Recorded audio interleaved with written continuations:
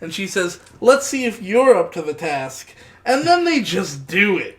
Yeah, this is like some Grand Theft Auto 5 kind of thing where it's just like hyper exaggerated, just This is nonsense. This is nonsense. So Hermano is the guy that they beat up on the way in. Okay. So she sits in his lap and they're doing it, and like you see her butt, and another angle you see her booba, and I like booba. Yeah. I do like seeing that, but that shows you this is a rated R movie. No kids allowed. Grab some popcorn and stick around. We've got some garbage to talk about. Hi, Bob. Hey, Zax. Hi, Connor. Hey, guys. Hey, Connor. Hi, Bob. You owe me money. Okay, that's true. Didn't expect to be called out like that. But coincidentally, we're talking about the movie The Debt Collector. Whoa. Whoa, what a transition. Yeah.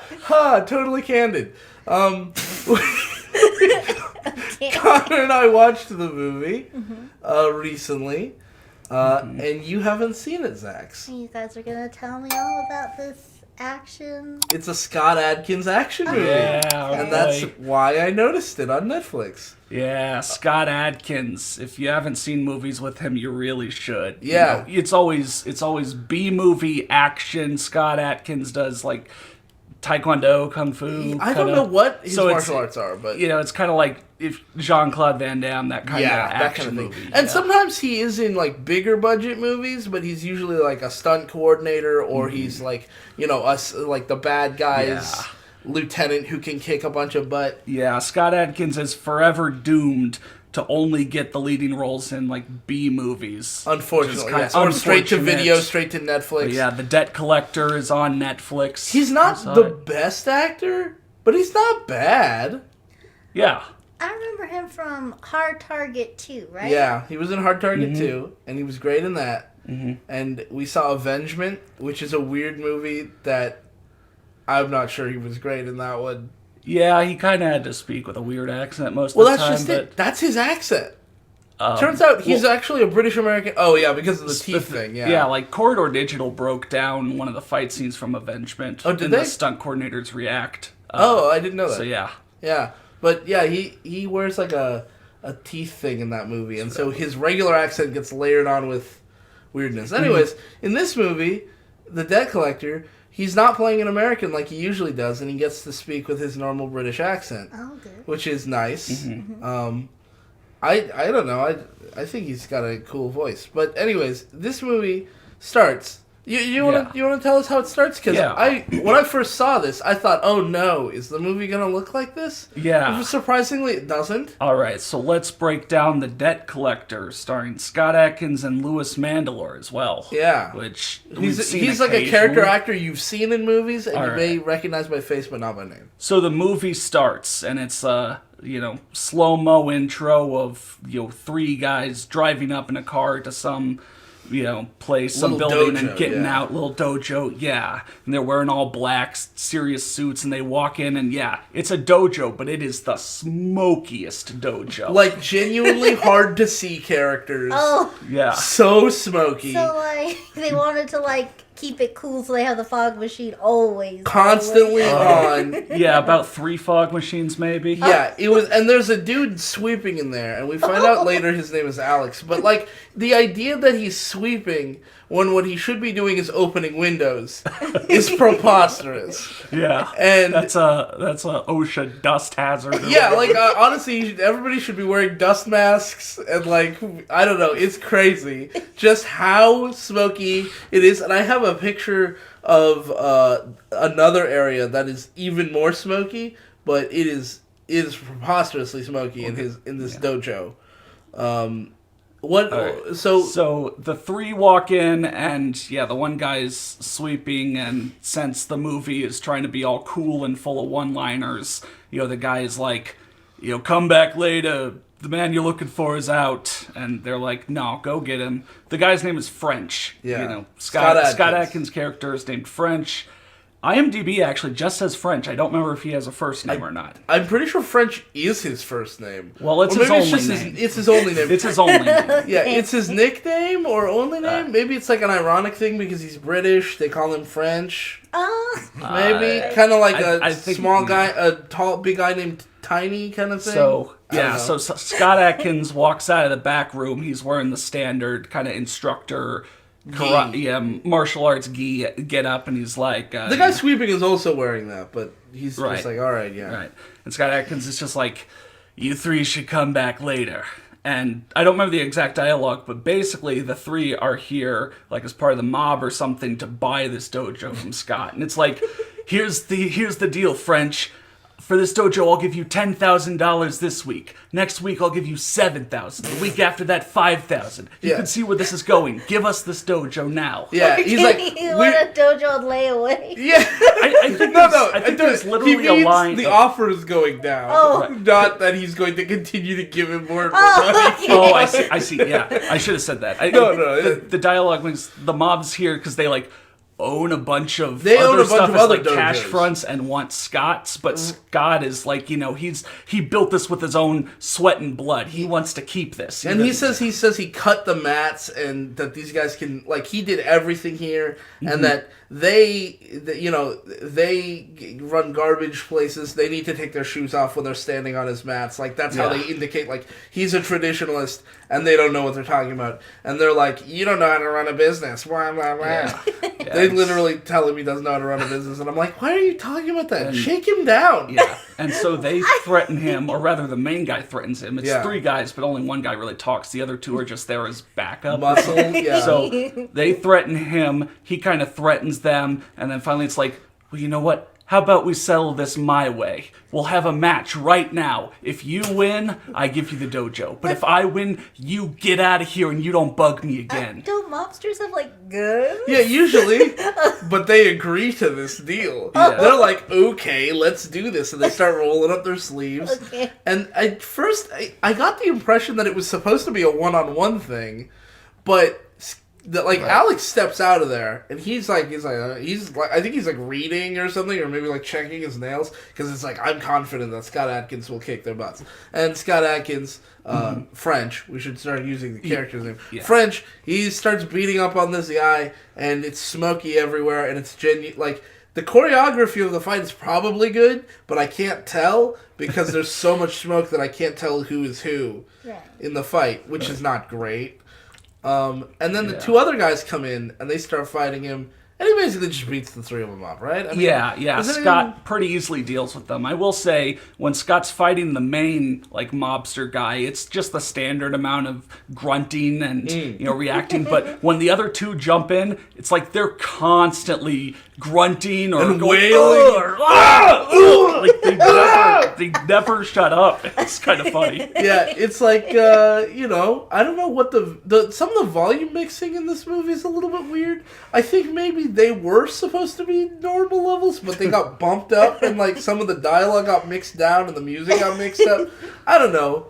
It was a little weird, but yeah, these two goons were not expecting such a fight from a guy who runs a dojo. Right. I don't know. Of all the places, like, it's... Right. If they were trying to shake down a convenience store, I'd understand not coming prepared for a big fight. But, like, this dude makes fighting his job, so, like... Yeah. Also, he challenged you guys to the fight. Yes. Usually Yeah. it's like... But, I mean, it's not like they knew he was going to do that. Although they probably could have expected it. I don't know. I mean, if I challenge three mobsters to a fight, I'm probably good at fighting. Yeah. I would think. Yeah. At least Well- a little. Well, they beat him up, and they go, oh, okay, fine, we'll leave. And they leave, and we never see them again. Right. This plot line disappears Oh. from the Well, movie. yeah, More or it's less. I mean, this is the lead-in to the main plot. Yeah, it's just some initial setup. So yeah, they leave. Scott French gets to keep his dojo for another day, Yeah. and then the next scene. Well, actually, well- I mean, you may be saying the same scene, but next scene, they go to the back office.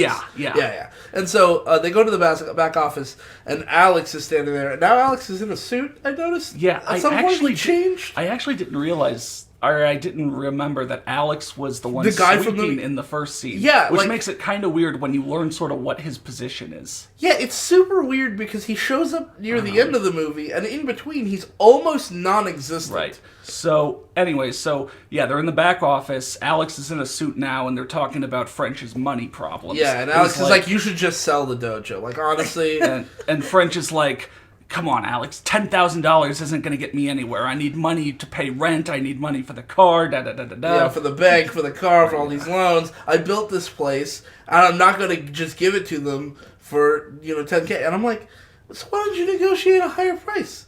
Like, I mean, you've got a lot of pride in the building the place, but it sounds like you've got a lot of money problems. If 10K won't solve those money problems, negotiate up instead of beating them up and making them leave. Yeah. Right now, you're in a hole and digging yourself deeper. Also, they've been coming, apparently, right? Yeah, these Like, guys, I mean, they so- recognize him, and he recognizes them. So it sounds question mark? like, just from this, it sounds like there was a point in time where there was more than 10K on the table. maybe. Potentially. Yeah, I mean- But either way, he's like, I've got he basically has too much pride tied up in this. Okay. And he says, hey, can you talk to your man about that job for me? And I actually wrote down some of the dialogue here because Alex makes this job sound really ominous. He's like, hey man, can you talk to your guy? And he says, it's not for you. You're a tough guy, but you're a good guy. Yeah. And he says, hey man, I'll do anything to keep this place. And he says, people say that all the time, but they rarely mean it. This line of work, it doesn't lead to a better life. Are we throwing babies in dumpsters? The money's good, but it comes at a price. Demands on your conscience. I'm your Yeah. friend. I don't want to be the guy who drags you into this, French. And then he says to Alex, I'm a big boy, Alex. I can look after myself. And then Alex says, I'll remind you that you said that. He never reminds him that he said that. He barely shows up in the rest of the movie. But he says, fine, I'll talk to Tommy. Okay, it's not up to me. I'll introduce you to, but you've got to talk to Tommy and convince him that you're good for the job. And he says, thank you, Alex. And he shakes his hand and he says, don't thank me. It's not that kind of job. Yeah, so like Alex has like backdoor connections and To somebody with this other job that's so scary.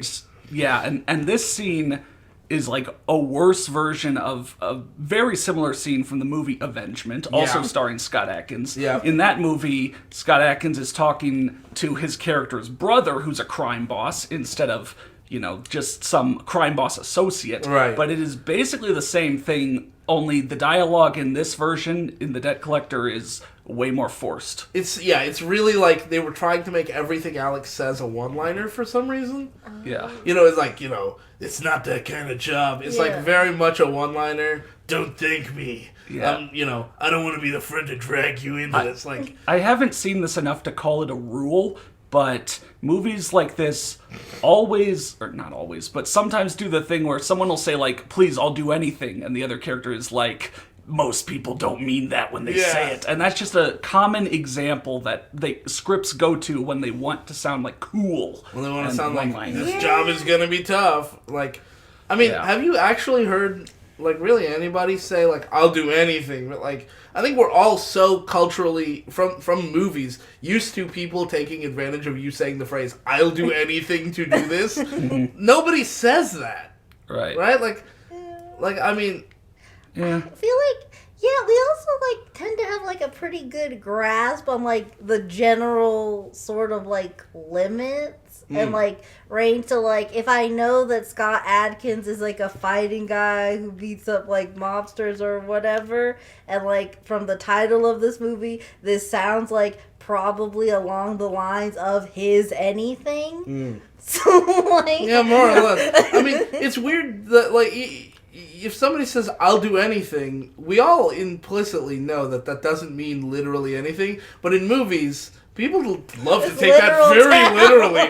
Anything? Yeah. You said anything. Yeah. that's I'm gonna have to come up with cool prank scenarios. Yeah, it's just like, a scriptwriter is trying to come up with cool inversions or whatever if that shows up in the dialogue. So so Alex hands him a business card, and leaves, and then the next scene is French going back to his apartment. And His apartment is also extremely smoky. I thought maybe this was going to be set in like Beijing or a city known for smog or something until these were the only two areas that were smoky. Yeah, not only are these the only two areas, this is LA. This is set in LA. This is America. Oh. Yeah. Okay. So, like, I realized it was LA when he was like, oh, you should have taken Sepulveda. And I was like, oh, is it LA? Yeah, it's just LA. Because I was going to say, then Scott gets home and pretty immediately the landlord is at the door. Yeah. And he speaks in like the Jerseyest accent. Yeah, for some reason, a ton of people in this movie speak with Jersey accents. He's literally like, you better have my money, Scott. You're 3 months You're late. 3 months late with rent. And Scott's like, Jim. is like, I promise next week I'll have the money. Yeah, he says, like, the gym's been kind of slow lately, but I'm hoping it'll pick up. And he's like, just pay up! And I've been, I've been listening to a lot of leftist content recently, and seeing this landlord be a total asswipe to Scott Adkins really pissed me off this time, because I was like, man, this guy's job is just to harangue people for trying to live their lives. I mean, it was like as fast of a scene as you could have. Like, the landlord bangs on the door, yells some stuff at Scott. Scott's like, yes, it is being established that I do have monetary problems, but I am a good guy and I will try to get it back to you. And then the landlord leaves and the scene's over. Scene's over, done. We're no longer important. By the way, we never come back to the dojo. That set is gone. Right? It's gone. The landlord's gone too. The landlord never Scott's appears again. apartment. Oh, actually, Scott's apartment comes back once more. Once more. In like 20, not even 20 minutes, like probably, like 5 minutes from now, it's going to show up again in the movie, and then it'll never appear again. That's interesting, because I was also just thinking, like, like, being from California and stuff, like, there weren't, like, a whole lot of dojos that it would be, like, effective for the mob to, like, use that as, like, we got all the dojos and we're cleaning money. Yeah, that's kind of weird. And, like, normally, like, laundromats. Yeah. Or something. Interestingly, in the game True Crime Streets of LA, one of the finest games of my childhood, which doesn't really hold up, you learn all your new kung fu moves from dojos. And I remember, like, we were playing the game, and Dave pointed out, like, while we were playing, he was like, why are there so many dojos around here? Like, is there really such a... Like, the market must be flooded with dojos and instructors who are like, come on, anybody want to learn kung fu? And, like, there's probably, like, 2 kids per dojo because they're spread so thin. I mean... Yeah, because, like, I was just thinking, even, like, when I went to school, like, I knew, like, a few kids who might have taken karate. Yeah, like, I mean... I feel like it was really like, really, there's maybe 2 karate places around here, and then, like, 1 taekwondo place, and, like, 1 other place. And that's probably about it. You know, until recently, there were no boxing places around here. Yeah. And so, I don't know.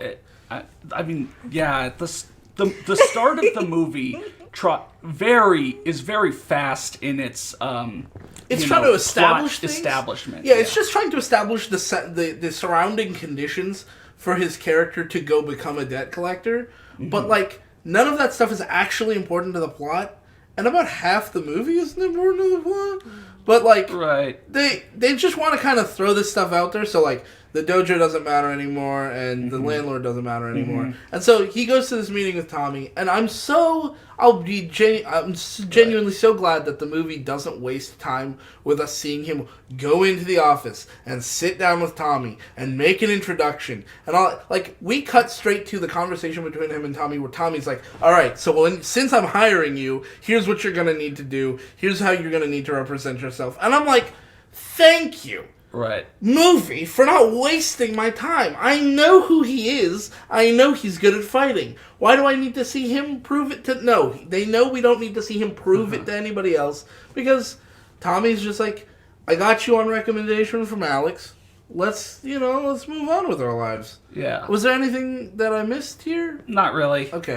Yeah, I don't really remember the dialogue from him meeting with Tommy, but... Doesn't Tommy have, like, a thick cigar? Oh, yeah. He has a huge cigar. And he's... I don't know if this is just the way cigars work. I don't smoke cigars. I haven't smoked cigars. I don't hang around people who smoke cigars. But, like, when he's holding it, and smoke is coming from both ends of the cigar, which I guess it's possible that, like, maybe because you inhale through one direction, it kind of comes out... I mean, you do inhale the smoke, right? So... and there's smoke coming off the other end. So yeah, like, I think they clip it on both sides. well, I think you only clip on one side, but either way, like it's lit on one side and you're breathing in on the other side. So like the smoke would go both ways. But, like, there's a lot of smoke pouring out of the cigar. Yeah. Almost like they're trying to make the set match the previous two I was sets. gonna say, yeah. Yeah, of the dojo and but no, Yeah. This, the rest of the movie, they're not just not. There's no smoke. There's no other sets that are as smoke. Well, there's one set that is kind of smoky, Right. but most of the rest of the movie is not that smoky. Yeah, so Scott's talking with Tom. French is talking with Tommy. Yes, I do need to try to use character names here. French is talking with Tommy, and Tommy's kind of saying the same thing Alex is. Like, these are going to be tough jobs, something. And Scott's like, trust me, I can handle it. French, I'm not going to. It doesn't Kind matter. of Friends French- doesn't respect character names. So basically, Tommy just He brings gives him Scott on, and he says, you're going to be hanging out with one of my best guys. I do want to say, there was something that happened between last scene and this scene that is... The movie tries to pretend it's important, but it's not important. But it is important that I mention it, because what happens is, it's not a scene, it's footage. We get to see black and white footage. Yeah, see, you just went like, oh man, this thing. It's a black and white footage of cows. What? And Yeah. you see it for like 10, 15 seconds, and there's like an odd silence to it, and then it moves on to the scene. And this happens like between landlord yelling at him and him talking to Tommy. We see the cows. Right. It's kind of ominous music, sort of, and this B-roll footage of cows that's in black and white. Yeah. And if we forget to mention it, this kind of transition of seeing cow footage happens every couple scenes. Yeah, it basically happens yeah. at the end of each job. We see more cows. And it'll make sense by the end, but you're not going to like where it's going. Yeah. It's very stupid. I didn't write a note down for that until, like, the very end. So. Yeah, when you realize, like, oh, right, that's been happening. I've just been, like, my eyes have been glossing over every time I see this. I saw it the first time and I went, oh, maybe that means something. And then, like, the second time you see it, you're like, this is just more footage of cows. I am not interested anymore. Weird, All right. I have no idea where. All right. So, yeah, You're going to love where it goes, actually. Yeah, so Tommy says, you'll be working with one of my best men. Go see him, and also, wear a nice suit. Yeah, when you're representing me, you got to wear a nice suit. Once again, I don't remember the dialogue, but it was obvious that this is going to be I think it was obvious that this is going to be a debt collector thing. Like, like French isn't surprised by that. Right, he's not surprised at all. He says, like, sometimes you might need to rough people up to get some, get stuff. People owe you money or whatever. I do want to mention one thing. At this point, we do hear that French was apparently a paratrooper for the British military for 15 years. So he's seen his fair share of action. Right. That's quite a long time to be a paratrooper. That's his character establishment, that he's spent 15 years with the British Army. Yeah. Honestly, that seems like a long time to be a paratrooper. Like, I understand if it was like, I spent 2 years as a paratrooper and 13 years as like a soldier or a marine or something. But paratrooper, I mean, how many times do you paratrooper in? And in Iraq. And in Iraq, yeah. I mean, because he mentions Iraq specifically later. Yeah, he specifically says he's done a tour, at least one tour in Iraq. So I'm like, okay. I mean, maybe that's a thing. I don't know. All right. So yeah, Scott goes back to his apartment, puts on the suit, and then we see him, walking up to a cool old 1970s car. And I want to mention that during this, we hear some discount Bond music, and it sounds like it's like, how like Bond music is like da-na-na-na-na-na-na-na-na. It's like that, but just like slightly off. Like if you were on like a royalty-free website and it said like Bond adjacent music, like that's the kind of music we're hearing. And for the first, it's odd. I noticed this by the end of the movie. There's these weird sections of the movie. So at the very beginning of the movie, there was like that ominous music for the cows thing, but otherwise like very little music.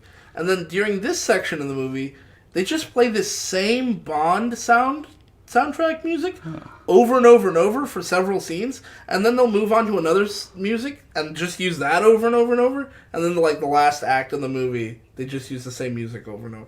It's really strange. Instead of like mixing it up or using slightly varied tracks, they just repeat this music for the next couple scenes. Yeah. I remember the repeating, but I can't remember the music like at all. Yeah, no, it's very unremarkable. It was just like there's secret agent music, and then there's like a cool action-y sort of music, and like sort of country-ish music near the end, and then that's kind of it. All right. So yeah, good boy Scott, who's just down on his luck. Just a good guy, but just needs some quick money. He's dressed in his suit, and he's walking up to this car, and inside the car, there's a guy passed out in the passenger seat. Scott knocks on the door, and the guy wakes up, and it's obviously he's like hungover. He's got sunglasses on. It's Louis Mandylor. And here, while you talk about that, I'll pull up a picture of Louis Mandylor so you can see. And once again, I don't remember like any of the dialogue, but basically this is Tommy's best guy, and who French is going to be riding with, and the guy introduces himself. His name is Sue. This is literally a boy named Sue situation. Yeah. Yeah, he's called Sue, and I kind of like that they don't really draw a lot of attention to, like, they're not like, oh, your name is Sue, how'd you get that? It's because, like, later on you hear his full name, his full last name is, like, Solinsky or something, so they just call him Sue. And I'm like, okay, that's reasonable, right? Like, and so he gets up and he's like, you're early, and then Scott Adkins is like, it's 9 o'clock, and he goes, excuse me, and he stands up. Oh no, it's like the drunk hungover partner. Yeah. But don't worry, they kind of just drop that pretty quickly. Right. Okay. I mean, so it's French's foil. Well, French is the new guy. He's nervous about this. Clean cut, has the suit. Sue is like hungover, 5 o'clock shadow, just dressed in normal clothes. We're a real odd couple here. Yeah. Good cop, bad cop. Yeah. Good debt collector, bad debt collector. And Sue's like, you drive, and then it's like, so you got the list of jobs, and Scott pulls it out and reads off the first job, and it's like, I don't know, some guy's name. Yeah, Oliver something. $2,000, a 10. And he's like, what does a 10 mean? And he's like, well, that's just where you... That's Tommy's system. Yeah, Tommy's system. They don't explain it really well, this first one, and they kind of explain it later, but I'll explain it right now. And I still don't quite understand why the system is like this. The scriptwriter thought they were quirky. Yeah, they thought it was cool or something. The system is basically like, you'll have a list of their address, whether or not they're armed, like, that's a possibility, right? And, like, their name and stuff, how much they owe. And then a scale from 1 to 10. 10 is the lowest rank. 1 is the highest rank. Oh. And 10, it's a 10 to 1 system of how much violence you need to push. Oh. So, like, a 10 is just, like, verbally, like, we'll get you, and just walk away, right? Just, like, remind them, look tough. And then walk away. You don't actually have to get the money from them. You'll get $300 just for doing that, right? And so, like, that's a 10. And then, like, a 5 is supposed to be, like, you rough them up a little bit, but you're not, like... Like, you push them in a wall. You might punch them a bit or something, but then, like, you can try to get the money at that point if you can. Otherwise, just tell them we'll come back for you next time. A 2, which we see later, is a bacon take. Turn up the heat and take the cash. Yeah. Like, destroy this person and get the money no matter what. Yeah. Kind of thing. They call it a bacon take, and I love that. Because that helps me think that. I just want to go like, Papa Murphy's, here we come. Yeah. But right now we're on a 10. The first job he has to do is a 10. Mm-hmm. And that seems weird. I feel like when it's like a scale of violence, you want to work up to 10. And some of the dialogue is like, why is that? You'd think a 10 would be like the biggest thing. I hate that. Yeah, no, French and Sue, the entire movie, it has that kind of dialogue of French going like, I don't get how this works, or like complaining about how the last scene got so much complaining. Oh my God, I wish he'd stop after a certain point. Until the halfway point in the movie, he pretty much only, like, he'll go do a job and be like, you didn't tell me this would happen. Yeah. And Sue is like, it happens sometimes, man. I'm not psychic. Yeah, like... And then French they'll go on another job, and Sue will be like, all right, you got to back me up on this one. I don't know what's going to happen in there. They go in, something bad happens. They come out, French is like, you didn't tell me this would happen. Yeah. This sounds like he's as frustrating as Tori Vega from Victorious, because, like, she was the new girl in school, and, like, it's a quirky art school. But at the same time, it's like, okay, but, like, you already got to 10th grade. Why don't you know things, Tori? Yeah, I mean, not to jump too far ahead, and I get that, you know, Scott's an upstanding guy who's now in over his head, has to do this extra thing. But, yeah, at a certain point, it is like, oh, stop complaining. Yeah, like, Jesus, come on. But, yeah, I'm just... So they go in for this 10, and the 10, it's... Okay, there was something that I noticed about this. So they approach the house, and it's for this Oliver guy, and he owes some money, and when the camera cuts to inside the house, you see there's two people laying on a couch, a guy and a girl. Girl's laying on top of the guy, and there's another guy sitting in a recliner, and they're all sleeping. And then the camera comes in close, and the camera pans up the girl's leg to her butt, up past her to look at the guy. And I'm like... Really? We're using a female body just for the sight lines to get to the guy sitting next to her? That is so weird. Like, she's not even important to the scene. Oh, she just was like, She's just there. Oh, it was like an and extra, so like... they knock on the door, the guys wake up with a start, and the guy on the couch just shoves her off the couch, and she falls to the floor. And it looks like the actress, like, really landed on the floor. I'm like, oh, okay. Maybe that was planned. But she gets up, she plays it cool or whatever, and they're like, this is such a weird scene because they're knocking to get these guys' attention. And they don't say anything from the outside of the house. But these guys, like, one of them looks out the window and they go, oh, crap, it looks like it's Sue.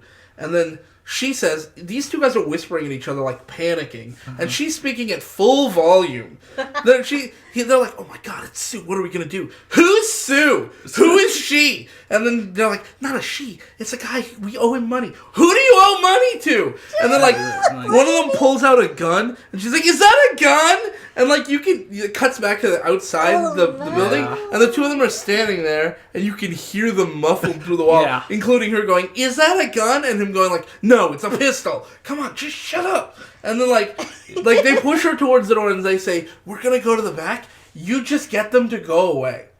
Mm-hmm. And she opens the door, and she kind of plays it cool. She's like, hello? And they're like, hey, we're looking for Oliver. And he's like, well, he doesn't live here. It's like, well, no, we're pretty sure he does. And then she says, you've got the wrong house, asshole, and closes the door. And then Sue goes, and he just kicks the door down, and like it hits her in the nose and like breaks her nose.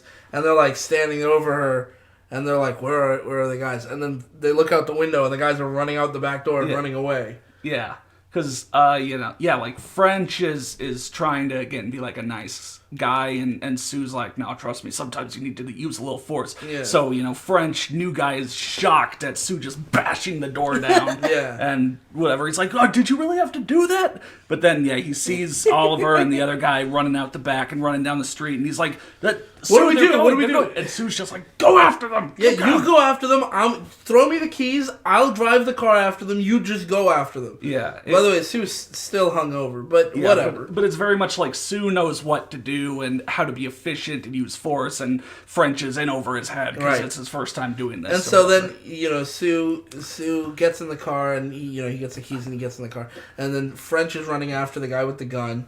And the guy with the gun is shooting at him. And by the way, this is like a really fairly nice neighborhood. Like, you remember in Dexter, where Dexter lived with Rita?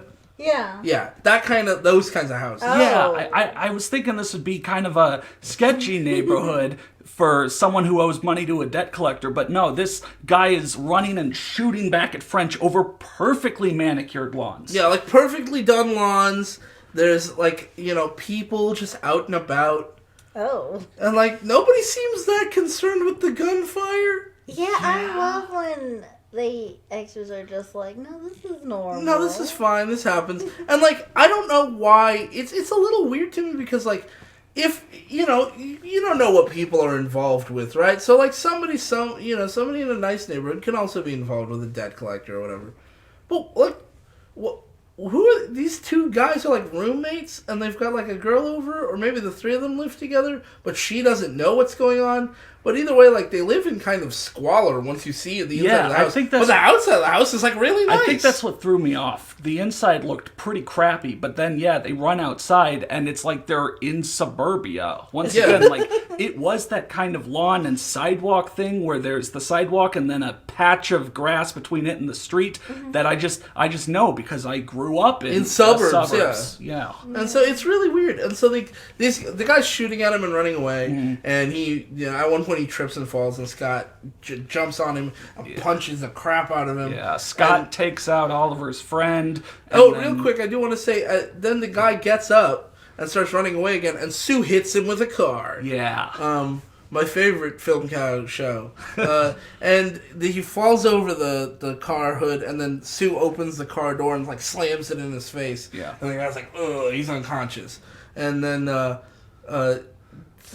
Scott, once again, big complainer for his first time job. He was shooting at me. Yeah. Go after him. You said they wouldn't be armed, or the thing said they wouldn't be armed. It's like, go get Oliver. Yeah, get Oliver. And so then he's running after Oliver. Yeah. Oliver tries stealing a car. Like, some dude is driving through. Oh, yeah, straight up GTA style. Like, he runs out in the street, a car brakes, barely avoids hitting him. He starts walking to the driver's seat. The driver gets out to yell at him. And Oliver like, get out of the car! And he just throws the guy away, gets in the car, and just starts driving. And by then, like, Scott Adkins has managed to make his way over, and he's, like, got both arms in the window, which was open.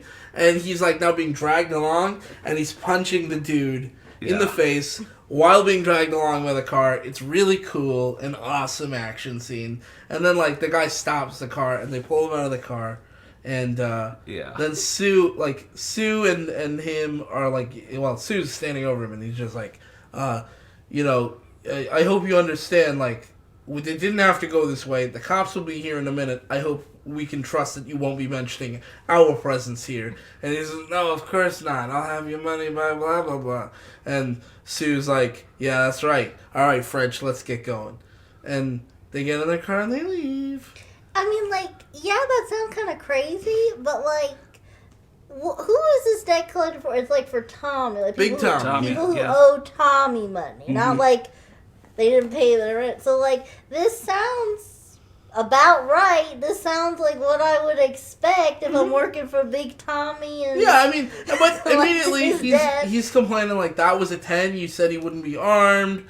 You know, I just got dragged by dragged by a car. You hit a guy with your car. That does make me curious about what... Sometimes things don't go as planned, okay? Yeah. Okay, Frenchie? Yeah. Stop somewhere. I'm hungry. Stop somewhere. I'm hungry. Also, I think maybe before the first job, or maybe it was right after the first job, they drive up to this. This is such an unimportant scene, and I don't know what this really adds to the movie, but there are little scenes like this throughout where they pull up to, like, a little coffee shop, and what's his name? Sue, yeah. Sue gets out, and he gets a coffee and 2 ice creams.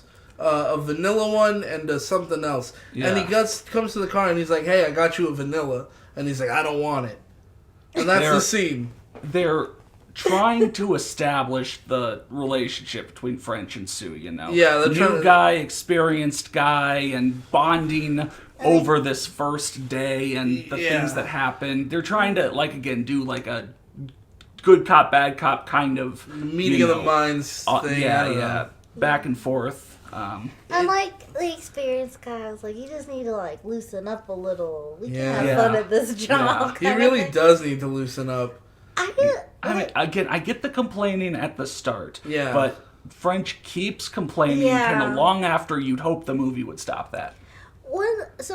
Even if it is reasonable for him to continue complaining, you should stop for the movie's sake. Yeah. Is this the kind of movie where we're, like, building up to something big, or just, like, a bunch of jobs and, like, maybe a really big job kind of We'll thing? get to that. Yeah, it's kind of weird how that We're happens. putting in as much detail as we are because the movie spends that long on the scenes. Yeah. Okay. This is not a montage. Oh. All these jobs on this first day, they are all shown in detail. Oh. So you think they do that, and I think the reason they do that is to give us both a sense of, like, the characters, but also so that we get a sense of this is a 10, this is a 5, this is a 2. Because the first 3 jobs they do are in that order. Yeah. Right. So yeah.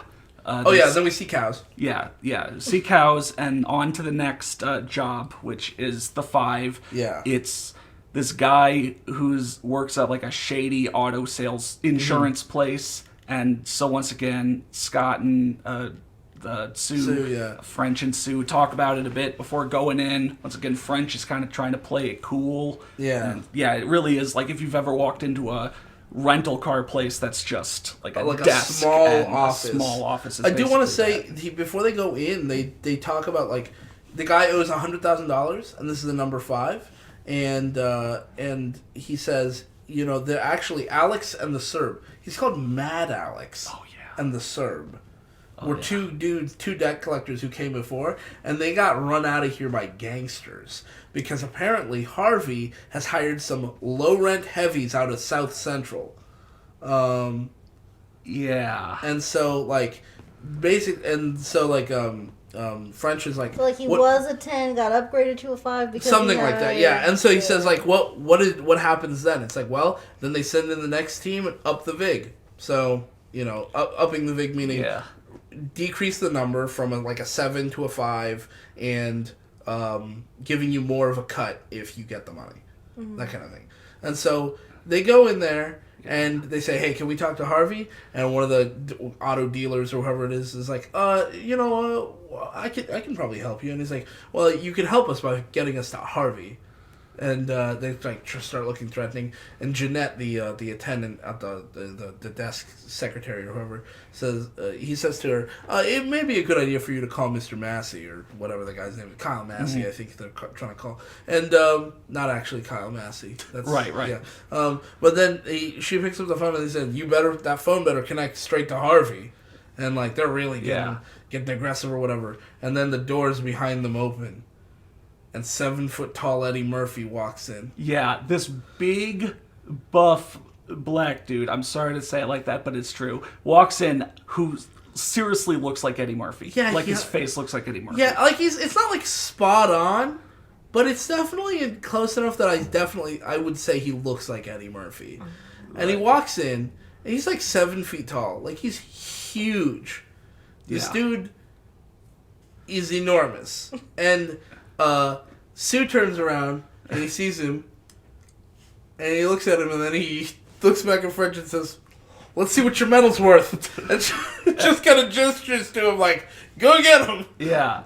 And it's played really obvious. French is Sue's backup and the fighter guy, and so as Sue calls French over to deal with this, and so as French starts fighting this guy, Sue immediately goes to the back office, busts it open where this guy in a cowboy hat is sitting. And this is the guy. This is Harvey. And Harvey's immediately hey, we can work something out. So as French is fighting this giant dude and getting thrown through drywall and stuff, as that is happening, it cuts back and forth to Sue beating up Harvey. Sue just straight up knows what he's. Yeah, he's going in there with fists flying, and he's got a little billy club, a little leather club that he grabbed from his car, and so he's he's beating up on Harvey, and meanwhile.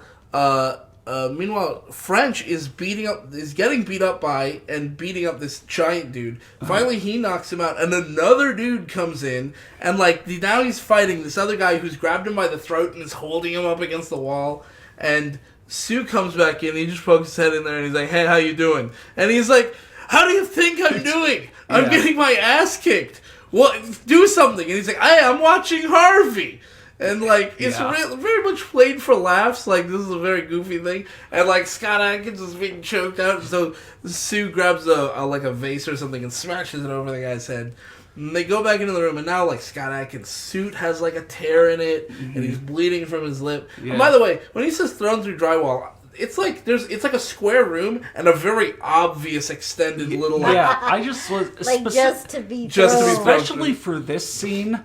And the kind of the fight scenes at the start of the movie had this problem more than the later ones, but like the major what was going to happen, the major moves, set pieces seemed really telegraphed. Yeah. Like there's that vase is sitting there looking huge and golden. Like Scott is going to get thrown through a wall here. So there's this one wall that seems really kind of just pointless. seems like a divider wall. It really is just drywall. Scott goes through it like it's paper, like it's cardboard. And then Scott gets, in that same scene, Scott gets like thrown through a glass table or something. Yeah. But it just, there was just it looks some like the flimsiest little thing. Just either some hesitation or like the camera was too centered on that piece to where you knew it was gonna happen, you know. Yeah. And so like it's weird because like the early scenes have this problem, and then like the later in the movie, not really. They get more natural. Yeah, they get more natural, and I don't know what changed. One thing that's always interesting to me about like scenes like this, where it's like there were debt collectors who came, but they didn't have what it takes to do it. Yeah. But like it's so fortunate that like we're following the movie of the guys who like could. Yeah. like, yeah, it was like Sue very did obviously establish that. Yeah, Mad Alex and the Serb came here before and got run out by these bodyguards. And it is a little interesting now that I'm thinking about it. This scene, if you needed to make a scene for a movie to pitch it to someone else, this I think would be the scene. Yeah. That you would just shoot this scene and say like, we want to make a movie that centers on these two characters and this is their job. Mm-hmm. And this basically demonstrates it. They drive up, they talk about the job, they go in there, you know, you see a big fight scene, you can see a couple big set pieces, and then the conclusion of it is both of the bodyguards. Actually, the first bodyguard who got beat up came out first. He's not unconscious. The second one goes unconscious because he got knocked out, and then he basically like leaves, and like Scott Adkins is about to punch him, and he just like holds his hands up and just walks out. Yeah, it's very much like okay, no, you got us. You bested me up. This is not not worth the money, and they leave. And so Scott Adkins doesn't chase him down or anything because of course he doesn't. Right. He doesn't need to. Right. And they go back into the back office where Harvey is. Mm-hmm. And this is something that I thought was really weird because I think I wrote down the dialogue. Well, I wrote down most of the dialogue. Well, some of the dialogue. So his suit is torn, and Scott Adkins looks pissed. He looks really mad. And then Harvey says, "What does Tommy want you to do?" And Sue says, "You don't want to know." And when they talked about it in the car, they didn't describe what he wants them to do. Mm-hmm. Besides just like beat him and try to get the money. And then Harvey looks to French and says, "What is it?" And French just like wipes his lip and says, "A kneecap."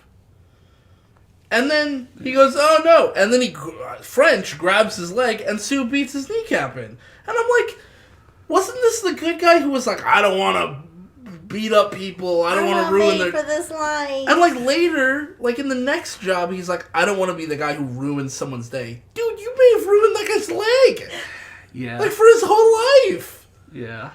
Like he seemed, for the good guy of the duo, of the fresh-faced new guy who doesn't want to break the rules too much, he seems very ready to break this guy's kneecap. Yeah. I guess he's mad because like he had to fight the 7. I guess, but that's not fair. Yeah. Yeah.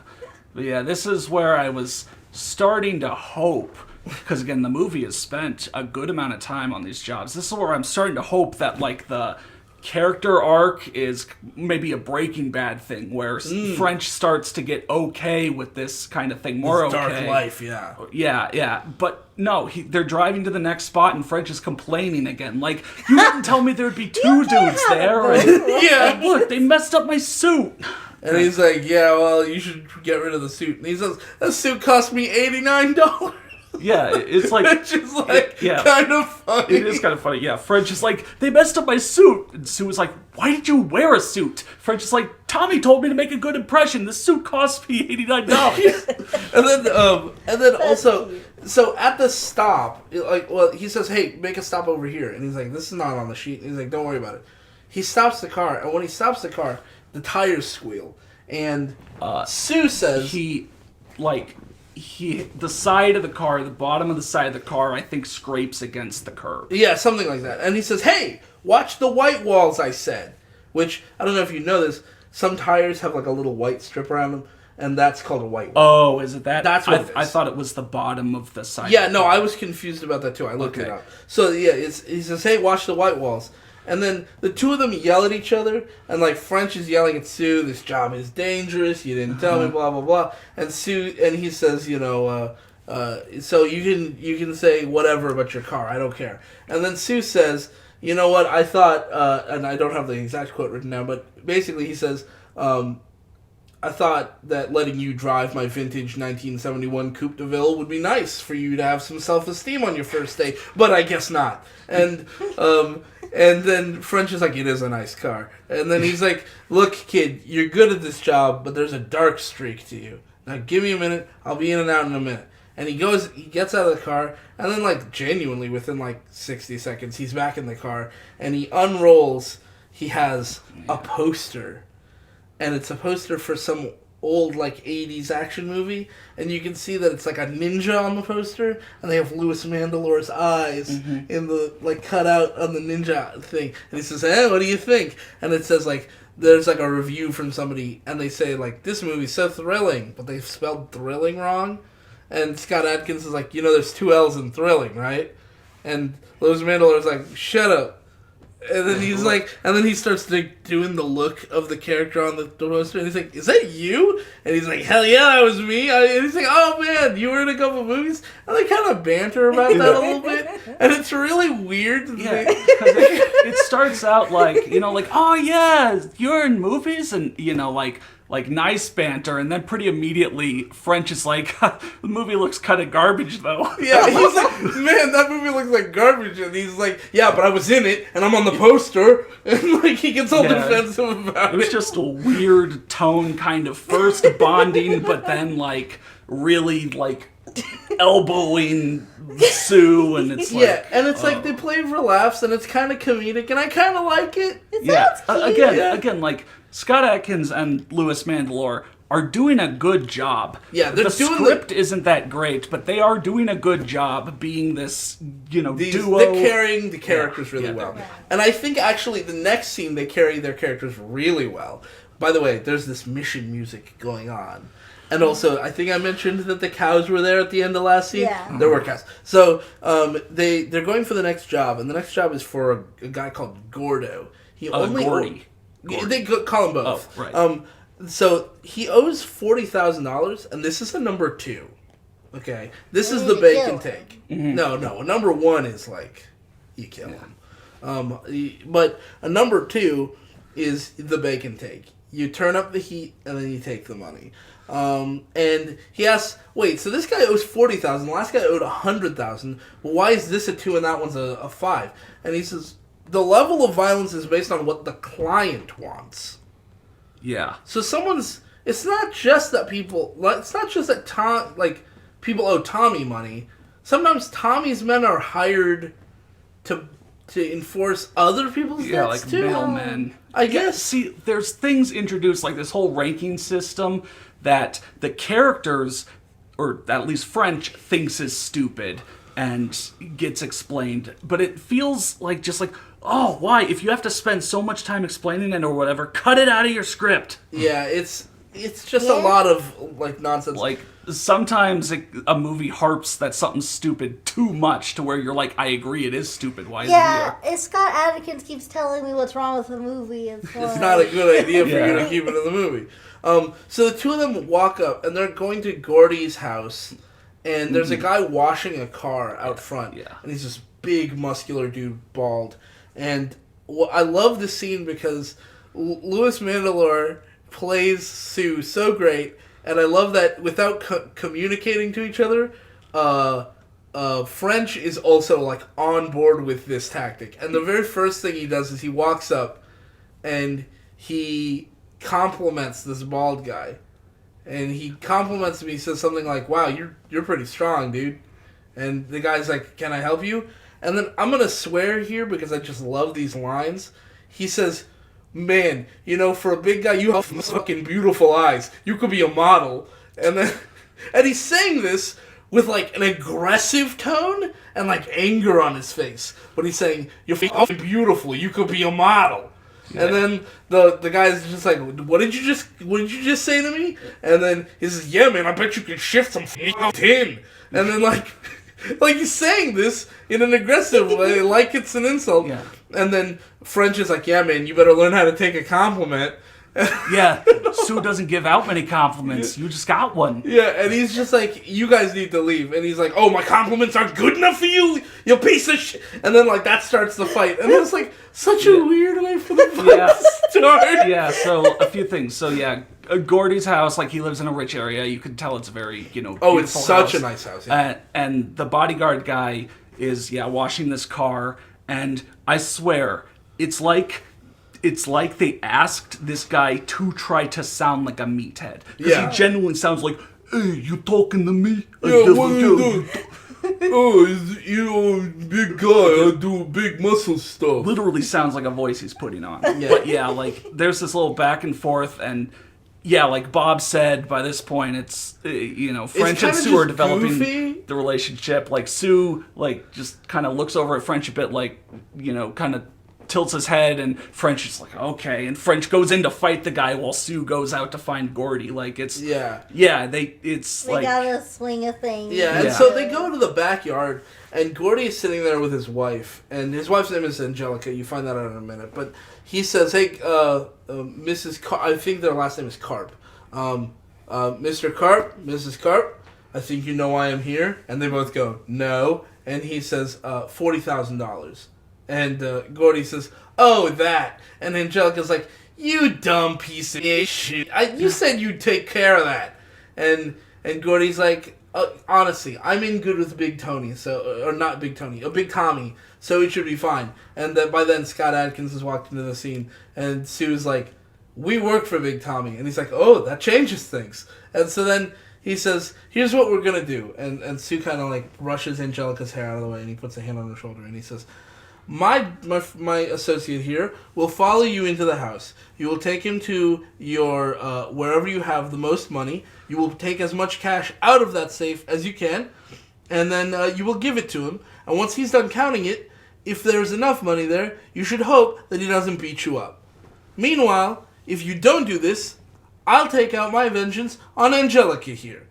And she just sits there calmly listening to this. Yeah. And then Gordy's like, okay, let's go. And he starts walking. Oh, no, before he does, Angelica goes, Gordy's safe is in the basement. She just announces it. And he goes, Angelica. He's like, just go pay them. Yeah. Like, she's fed up with Gordy. Gordy's actor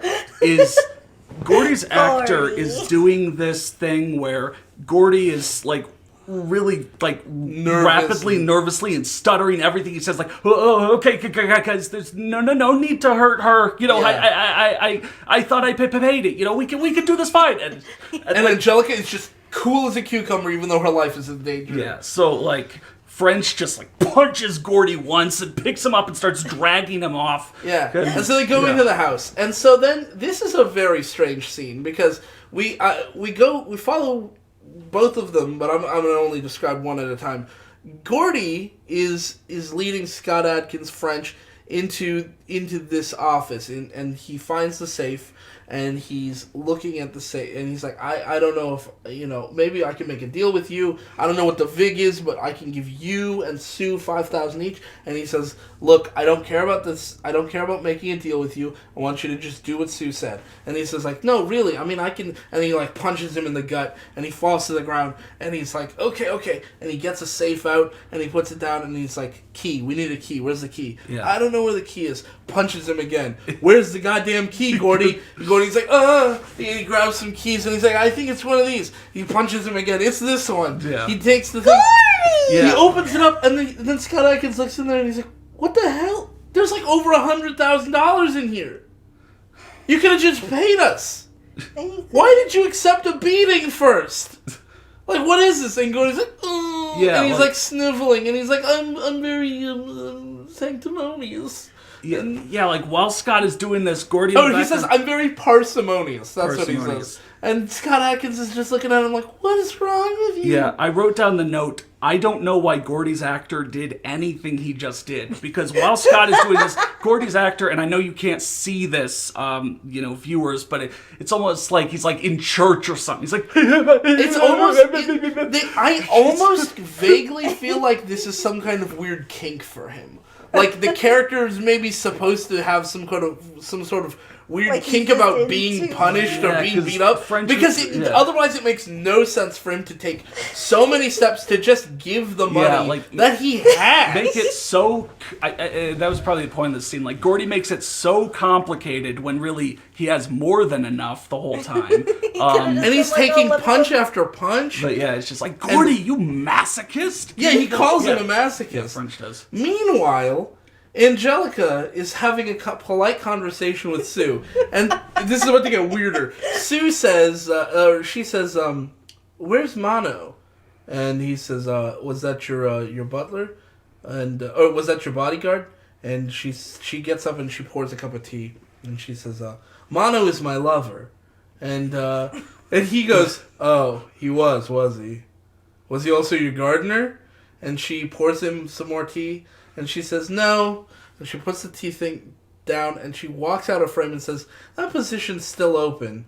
And then she walks back into frame in front of him and he's like looking down and he looks up and she is completely naked. And she says, let's see if you're up to the task. And then they just do it. Yeah. This is like some Grand Theft Auto 5 kind of thing where it's just like... hyper exaggerate, just This is nonsense. This is nonsense. So Mono is the guy that they beat up on the way in. Okay. So she sits in his lap and they're doing it, and like you see her butt, and another angle you see her booba, and I like booba. Yeah. I do like seeing that, but that shows you this is a rated R movie, no kids allowed, and so they're doing it. And that's great. And then Scott Adkins walks back into the scene, and like Gordy's not with him, and he's got the bag of money, and he like just kind of like averts his eyes, walks over, pours himself a cup of tea, and he like loudly clinks it down so they'll know he's back. And Sue sees him and goes, oh, and just kind of like pushes her off of his lap and pulls his pants up. Yeah. And they start walking away, and he's like, what the hell was that? And he's just like, hey man, I don't pass up an opportunity. This does not come for me once. I mean, it really doesn't happen all that often. Yeah. And so then, he tosses the cup over his shoulder, and then they just leave. Yeah.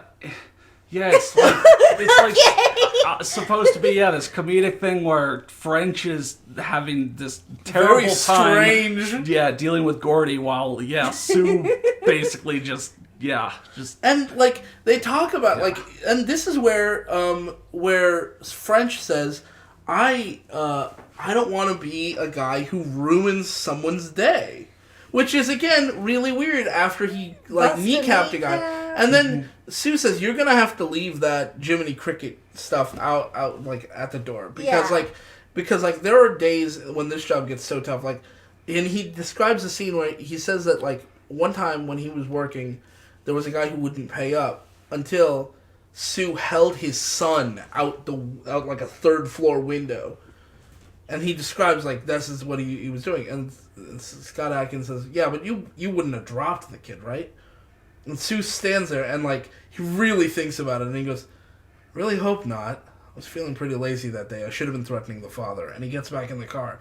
And it's like giving us a little insight into like Sue's mindset about this. Like, he's been doing this for so long that he's kind of gray. He's gone very morally gray about it, and so he recognizes that he isn't as good a man as he used to be, and he's not sure where his line really is. Mm-hmm. And then we see cows. Okay. Yeah, is this where they start... No, they still have to. Mono comes back. Right. Okay. Yeah, they get in the car to leave. But they drive down the street. They drive down the street a bit. I must have looked away because I got kind of confused by this. They start to leave, drive down the street, but then Mono and like 3 other guys stop them. Yeah, they pull their car in front of them. Okay. Just down the street. And basically it's just like, oh, well, we gotta do one more fight before. Yeah, and Scott Adkins is like, wait, couldn't we just leave? And he says, like, look, if we run away from these hired goons, then we're gonna look bad, and it's gonna make Big Tommy look bad. So you might as well, we might as well beat him up. And besides, part of your job is to keep my back, okay? And then he opens up the glove compartment and puts on some brass knuckles, and he says, I'm going out there. And then he's like, okay, fine. So they get out there, and then they have a cool slow-mo fight scene where Scott Adkins beats up 3 guys while Sue.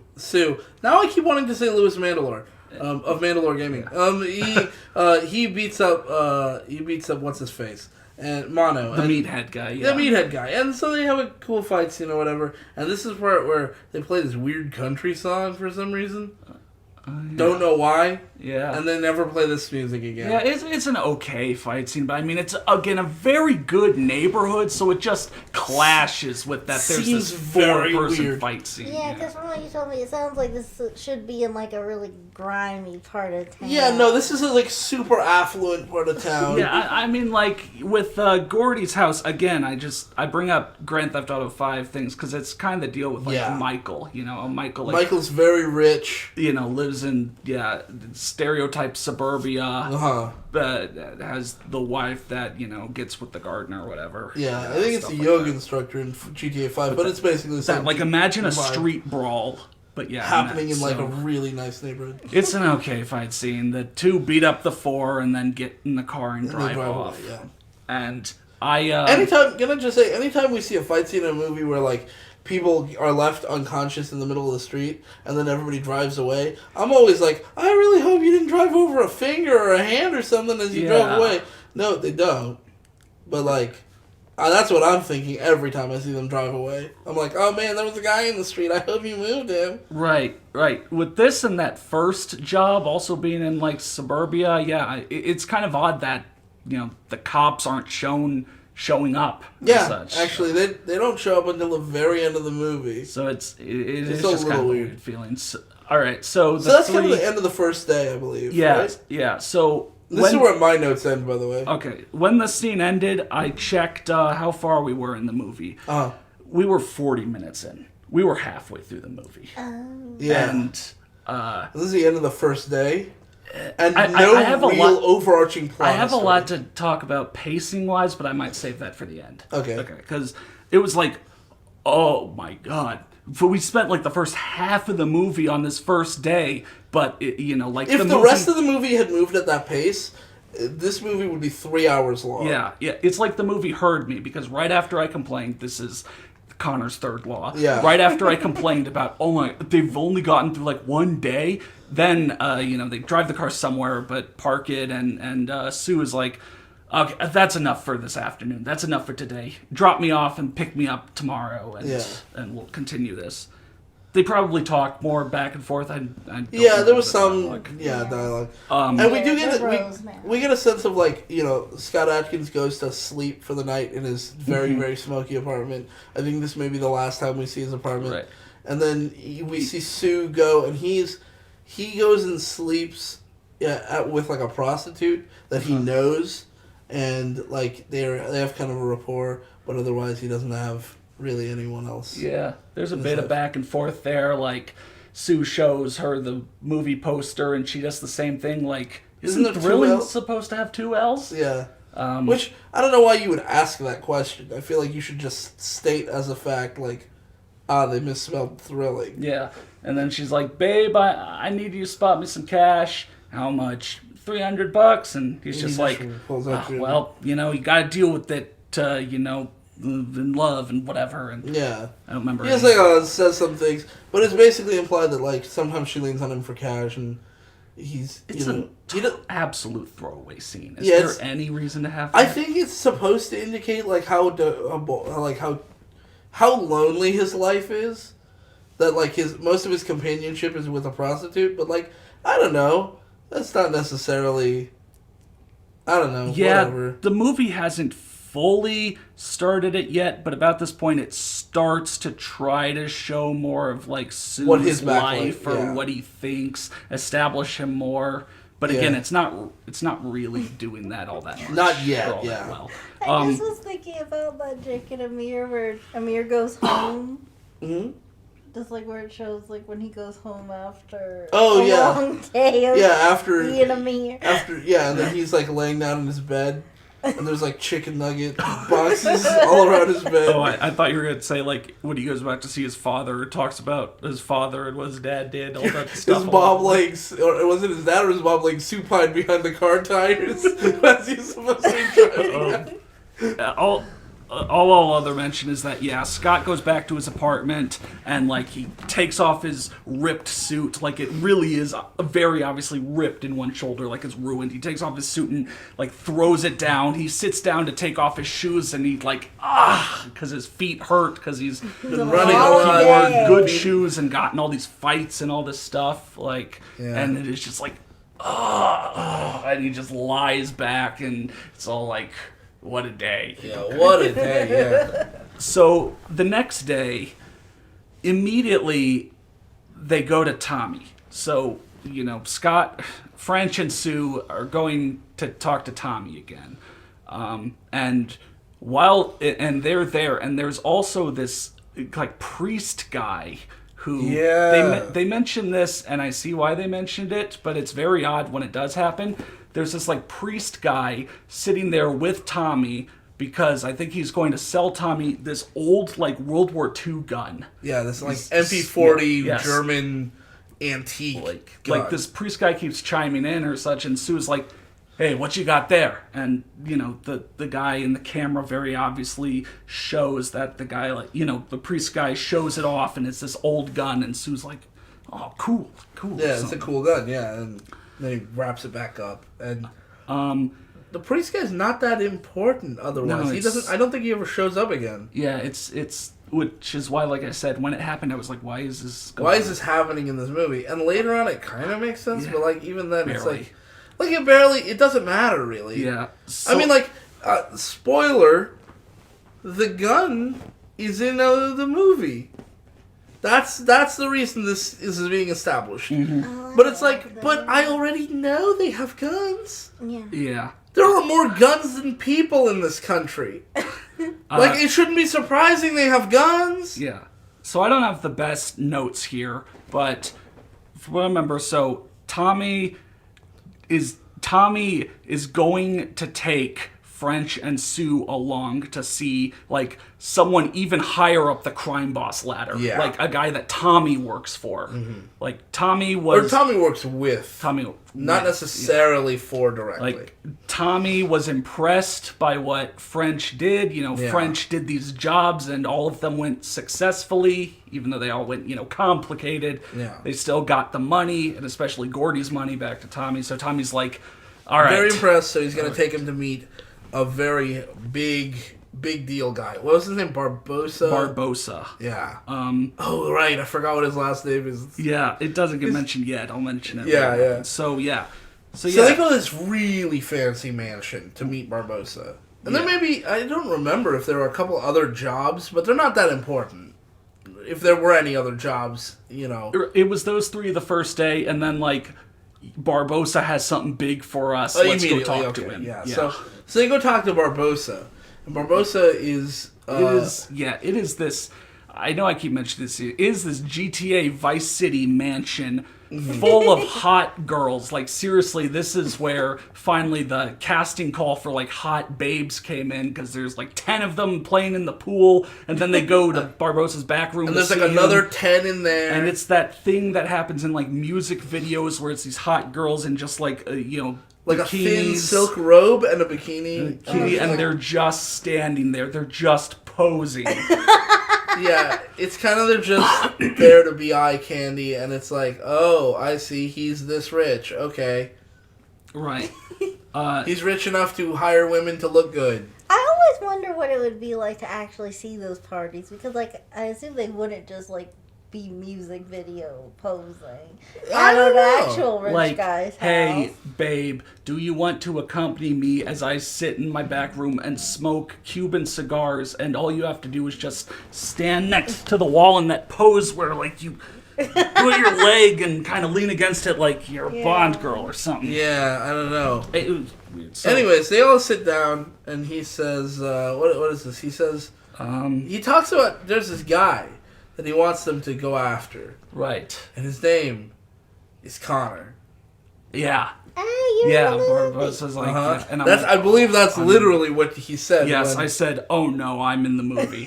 So Barbossa is played by Tony Todd, who was most known for his role in Candyman.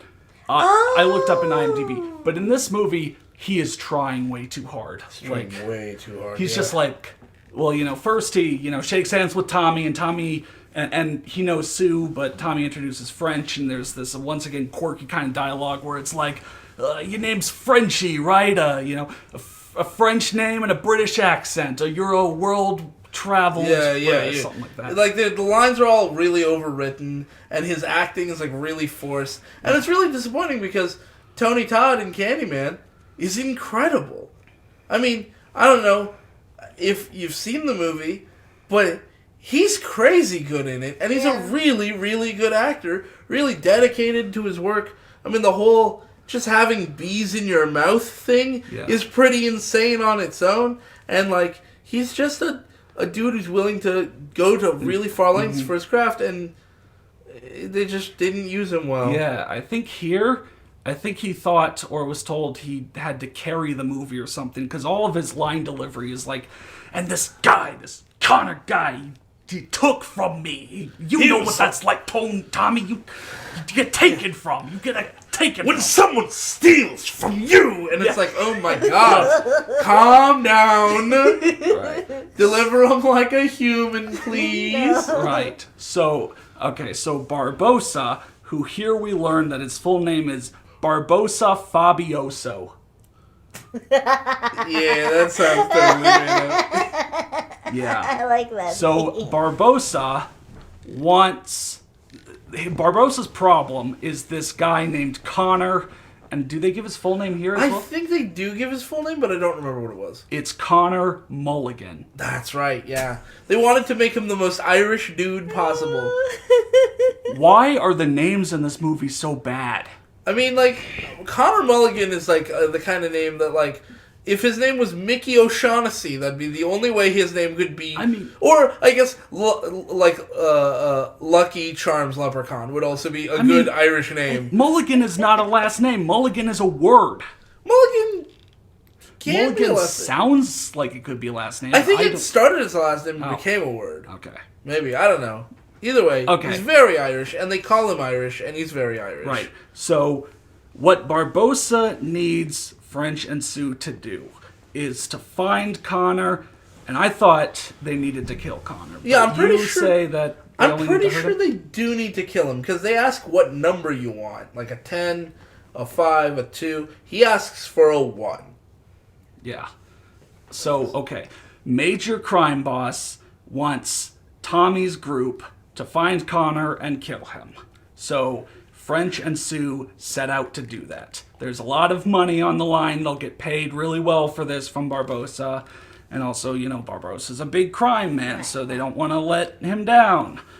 All right. Yeah, I do want to say also that, this is all happening because they're being sent on this job, but as part of this, Barbossa keeps turning to his wife to be his fiance, named Amanda, who's like, oh yeah, that kind of guy sucks, and she kind of doesn't add anything to the conversation, and she starts to get up to leave, and Barbossa's like, actually, why don't you girls stay here for a minute and stick around for this meeting? And it's really weird that he does that, because it's like, they're not doing anything in this meeting. But later we find out they were doing something in the meeting. They weren't actually doing anything in the meeting, they were just listening. Oh. Yeah. I'm going to try to explain this back half best I can, but I must admit there is some very kind of confusing disconnect somewhere in here. Maybe I'll pick it up while retelling it, but I don't want to blow the whole thing now. Yeah. So, all right. Now, French and Sue are headed out to find Connor. They know the last place he worked at, which is this bar. So they go to the bar. They walk in, and the bartender's behind it, and he's like, Hey, we're we're closed. And once again, you know, Fight. yeah. Okay, now you're going to explain too Sue much. goes to the bartender and is like, you tell us what we want to know. We just want to know about this thing. And he says, I'm going to fight you. And then a big buff guy comes out and Scott Adkins beats him up in the background. While Sue, I will say, this is sort of amusing and also sort of horrifying.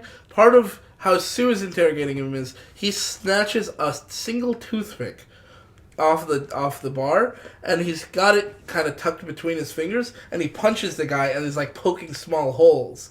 And like the first time I saw this, I was like, "Why am I hearing a little piercing sound?" I didn't even notice him grab the toothpick, but like he's doing that, and like while the guy's like laying on the ground, like going like, "I won't tell you anything," he just like very casually just like stabs him in the cheek with it. Yeah, like with it, like and every so often when the guy isn't given the info, Sue just pokes him back, and I think the same spot with the toothpick. And he's like, stop doing that thing with the toothpick! Yeah, and it's like, on one hand, I'm like, that's, I guess, kind of clever, but at the same time, it's also pretty horrifying. That's intense torture. Yeah, and like, we're not seeing like gushes of blood from it or anything, but like, it would, like, the idea still very much sets my skin crawling.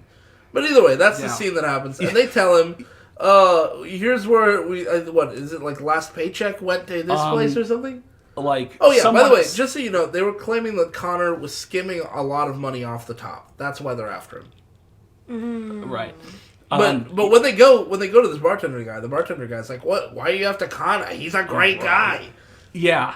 Specifically, it was very specifically mentioned, like, Connor's a great guy. He wouldn't do anything to upset anyone. Yeah. That's so weird because, like, debt collectors don't care about, like, who you are as a person. It gets weirder. Okay, so very, very standard scene. Sue interrogates the guy while French beats up the bodyguard. Mm-hmm. They get the info that this guy named Tim, who works there, knows where Connor is, and Tim's address is listed on like the last paycheck that the bar guy has. Like, so they get sent to Tim. Yeah, so they leave the scene, go to Tim, talk a little bit, have more character stuff. Push the door open. Actually, I do want to say, Sue says something like that. Sue and him have a conversation, and French have a conversation about like, you don't really have to kick the door down every time. You think, do you have a better way?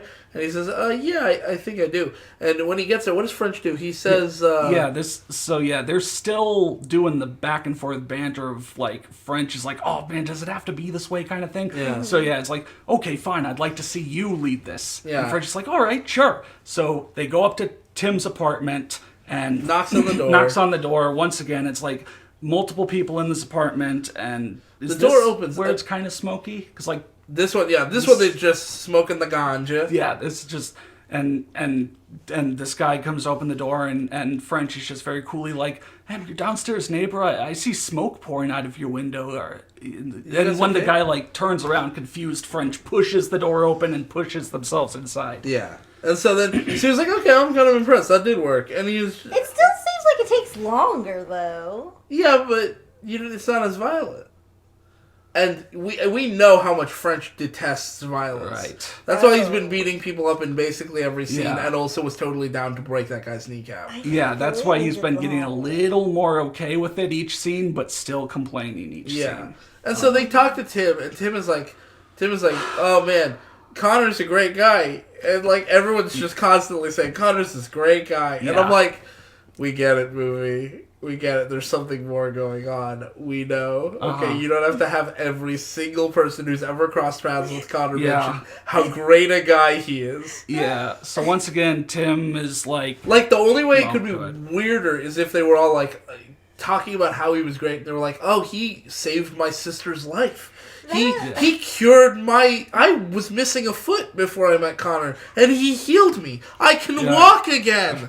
Like, it sounds like a creepy like game. If like every NPC you go to talk to is just like, Connor's a great guy. Yeah, like that's all they're programmed to say. It is weird. It is very weird. But yeah, they talk to Tim. So just another real basic kind of scene where first like Tim's being tight-lipped, then he gets threatened a bit. Sue does some more threatening, and Tim reveals what he knows, which is that hold on, Connor lived with Connor had a girlfriend, Tim. right? So okay, Connor is not there where Tim is. Tim is going to direct them somewhere else. Yeah. You can start to see what this is so stupid. And so Tim has a picture of Connor and also an index card with Connor's address. He just has those at the ready. If Yeah, he like gets not even threatened. like I'll write this down for you. Like he has picture, index card. Here you go. I thought something was going to be sus with that. Is no. he? There's Oh, okay, I nothing was gonna suspicious ask, about like, that. is he actually Connor? Or like, yeah, no, that's not no. So Tim gives them this stuff, and they leave. And Tim directs them to this house where It's what's like the a word? it's like a hippie commune. Yeah, kind of I thing. keep saying art house, but it's not that. But it is like It's a bunch of, like, yeah. artists, starving artists living together. Bohemian lifestyle. They're all living together. All right, so French and Sue go there. You know, they're getting led down all these paths or whatever. They're not dead ends. They're getting ahead. It's just that, like, it's kind of like, I don't know. It's like a scavenger hunt, except every step of the scavenger hunt is like, okay, now go over there. Okay, now go over there. Like, you're not getting additional clues. Though you get the same clue over and over. Right. Connor's a great guy. Connor's a Yeah. great guy. Connor's a great guy. Go this place. Go that place. Go this place. Yeah, so the the back and forth dialogue between French and Sue this time was about, Sue said like, yeah, that was cool, nice how you got in the door, but that's not going to work every time. You know what does work every time? A headbutt to the nose. But you don't want to break their nose. You just want to lightly tap it. And French is like, okay, lightly Light tap tap, it. yeah. A light tap. Got it. Light tap. Light tap. Light tap. Yeah, they say Light tap. light tap like 5 or 6 times It's back not and gonna forth. be a light tap. No, of course not. Of course not. Then, But I mean, like, just I want you to picture how many times you think it would be funny for them to be like a light tap, uh-huh. a light tap, Like- a light tap. Stop. No. Oh no, they keep going. They'll do it light like tap. 3 more times. Yeah, light tap. All right. They pull up to the house. They go knock on the door. Someone answers. They ask where Connor is. The guy says Connor's not here. And so French tries to do the headbutt, but wacky, he breaks the nose and the guy's bleeding all out. And Sue's like, I said a light tap. I thought that was a light. Yeah. All right. Oh, you, See, like, And this movie's best moments aren't these moments. Because, Yeah. like, the first couple debt collection scenes were kind of fun. Because there was an objective that wasn't just, do you know where he is? But, like, these scenes are kind of just...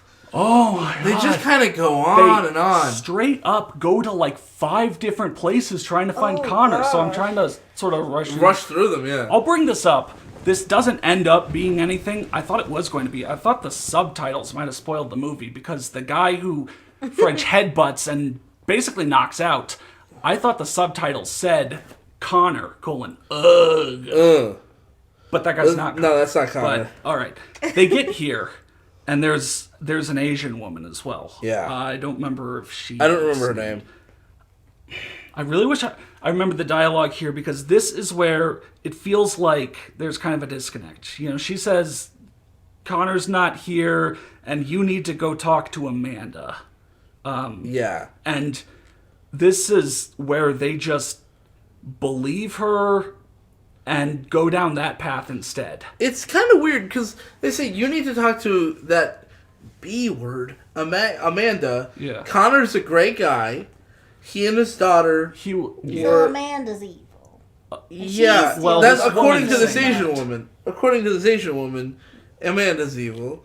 And this Asian woman, like, they have this whole thing where, like, they basically do the whole you wouldn't hit a woman thing. Yeah, like And- Sue keeps trying to beat this woman up, and Like, French he's about keeps to, and then French gets in the stopping way. him. Like, hey, come on, no, damn, don't hit a woman. And then she, like, I mean, he doesn't directly say that, but that's basically what's happening. And she, like, spits in their face. She and then- she genuinely spits in Sue's face, And, like, not yeah. a finger touch. No, they won't hit a woman.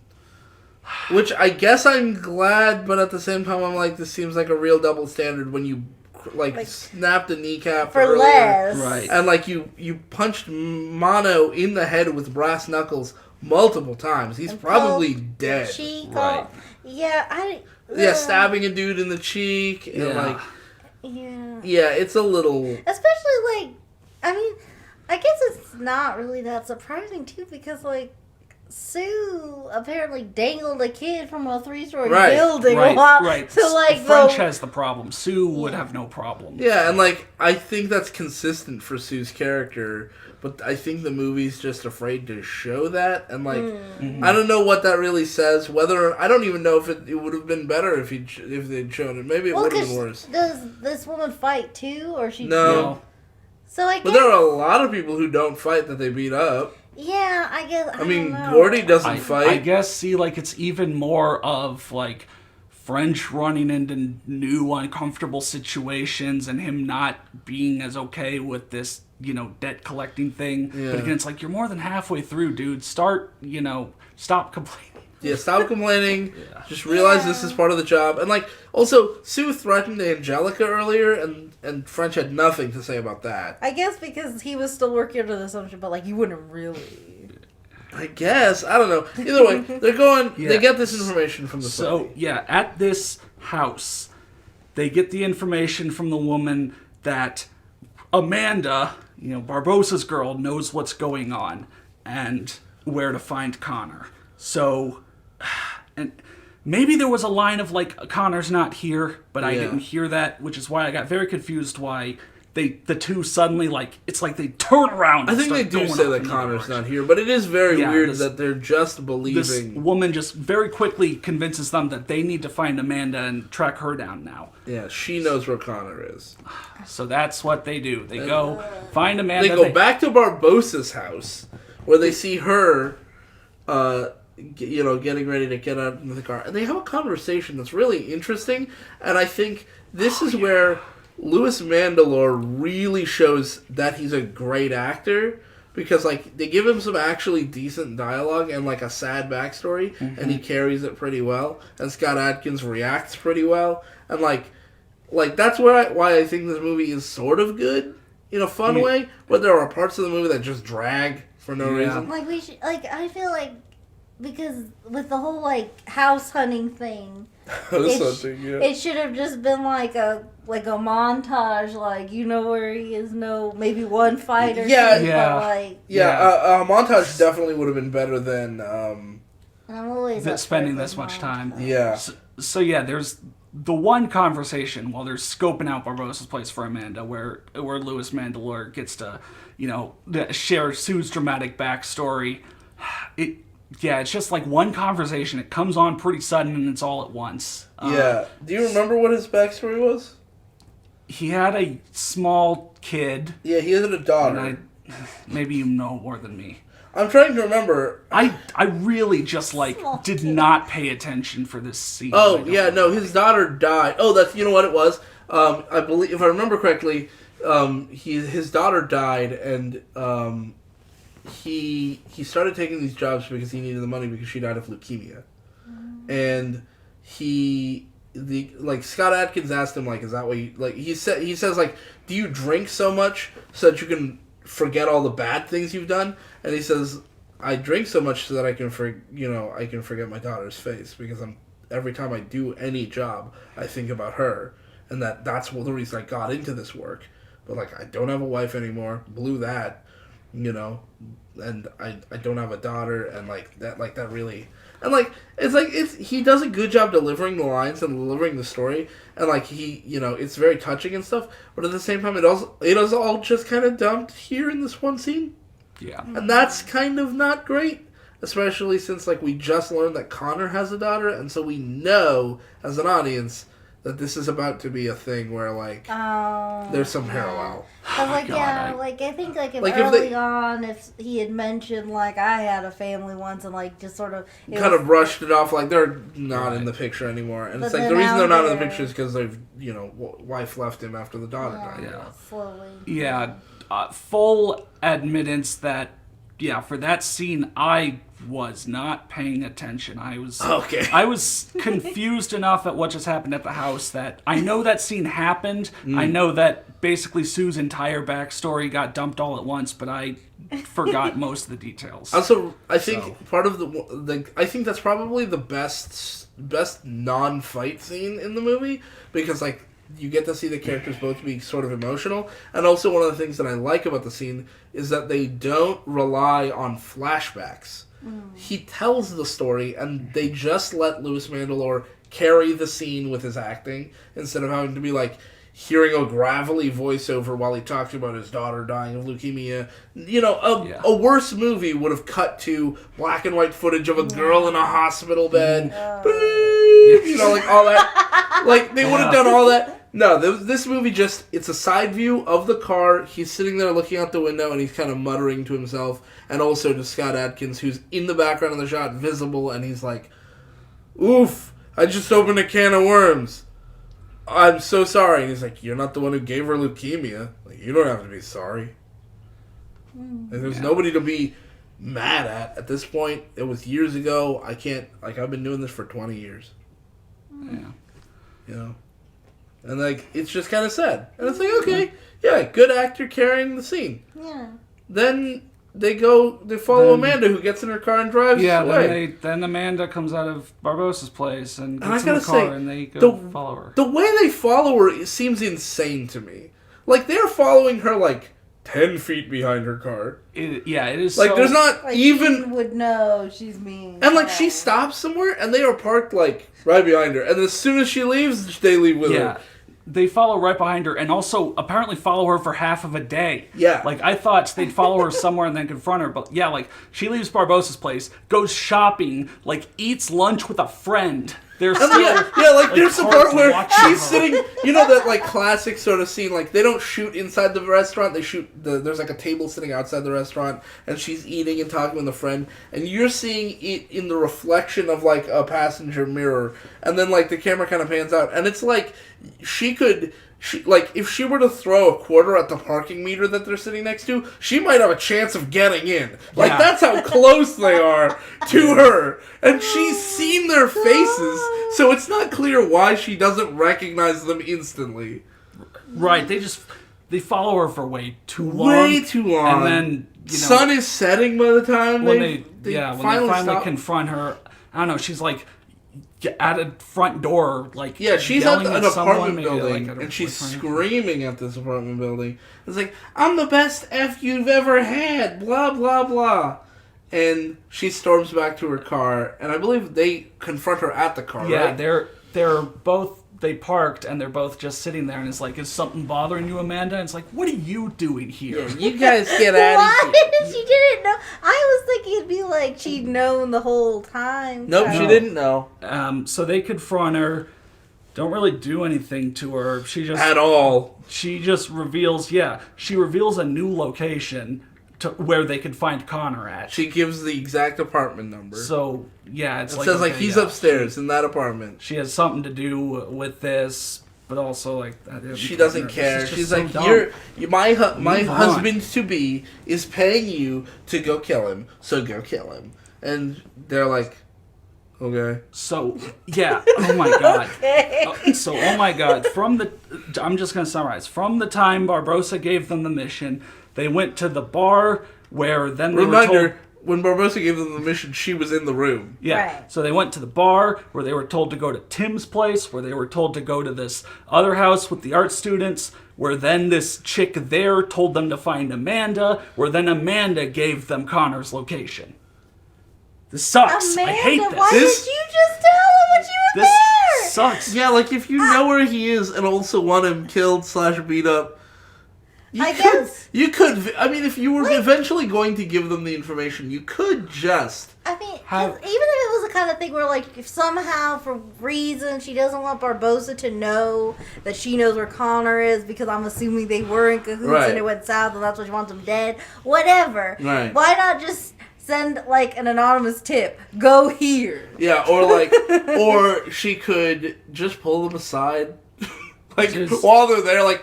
I'll hey, walk him out. I'll walk him out. Hey, I know where Connor is. Like, do they know more info about Connor yet, or do they only learn what Connor really did when they confront him? They know what his face looks like, that he's a great guy 4 or 5 times, and that he's got a daughter. I swear there had to have been, like, something that they thought got in the script but didn't. Because even as I'm saying this, it does not make sense why they had to do this whole goose chase and why Amanda knows where Connor is. Like, Yeah. there has to be something. Well, okay, I know why she knows where Connor is, but it's not a great reason. yeah. And I mean, she said, I was the best you ever had. And so then they go upstairs to Connor's apartment, and they knock on the door, and he's like, "Oh, hey guys, how you doing?" Right. Okay. So I was gonna do an Irish accent, and then I decided in the last minute to not do that. So I have a genuine question. Okay. So the place where Amanda was and was yelling at through the door. Was that the same building that It is Connor the same was? building, yeah. Okay. That's Connor's building. I thought they went somewhere else. That No. actually does make a little more sense. Something else that is Connor's Right. building. Okay. But she just sticks around. Right. Like, we don't see her leave, and, like, later on, we're gonna see she's still around here. Okay. So they go up to Connor's. Yeah. Oh, by the way, the way they get in is kind of cool, because, like, there's an old lady coming out, and they just hold the door for her. And she's like, "Oh, thank you, young man." And they say, "No problem." And they just walk on in. And I'm like, "Oh, that's kind of cute." That is That's cute. We're clever. getting a little less violent Yeah. with entering the door. But Yeah. then once we're inside... Yeah, and then they go up the stairs to... Well, that's inside the apartment building. Oh, yeah, they also say they're about to take the elevator, and then Sue says, "Oh, I don't do elevators." And I think he maybe kind of explains it, but it's never really important that he doesn't take elevators. Because they take the stairs both times. Right. Okay. Both times they go up this. So they go up to Connor's place. They force their way in. Connor is Irish. He has very Irish accent. He also lives in a literal studio apartment. Yeah. Like, there's art pieces all over. It's like a studio, Like, but it's not a studio apartment. It's a gallery apartment. yeah, like- There's literally a bunch of modern art around, and, like, the couch looks like it's modern art. And, like, there are other rooms and stuff, but everything's, like, this gray wallpaper thing, and the floor is the same color as the walls and everything. Like, it looks like an art gallery. yeah. It's Yeah, very that's- strange. that's and why I said it is a little bit smoky. Well, a little. Tiny bit. And so they come in, and he falls to his knees, and he's like, "Please, I can't. Please, you've got this all wrong. I'm not a bad guy. I'm a great guy. Haven't you heard that from everybody?" And he doesn't say that exactly, but he's standing there, and he's saying, like, "You've got this all wrong."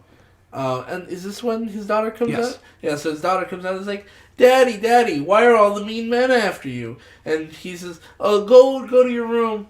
Just go back in your..." Oh, a daughter. And Sue looks She at the is daughter. not a good actor, She's- but kid not a actors good are- child Yeah, actor. kid actors are almost always bad. Daddy, why are the men here? Yeah, That's this is basically it. bland. And Yeah. so Sue says, like, "Honey, we're playing a game. We're going to play some hide and seek. And it's your turn to hide. So we're all going to close our eyes."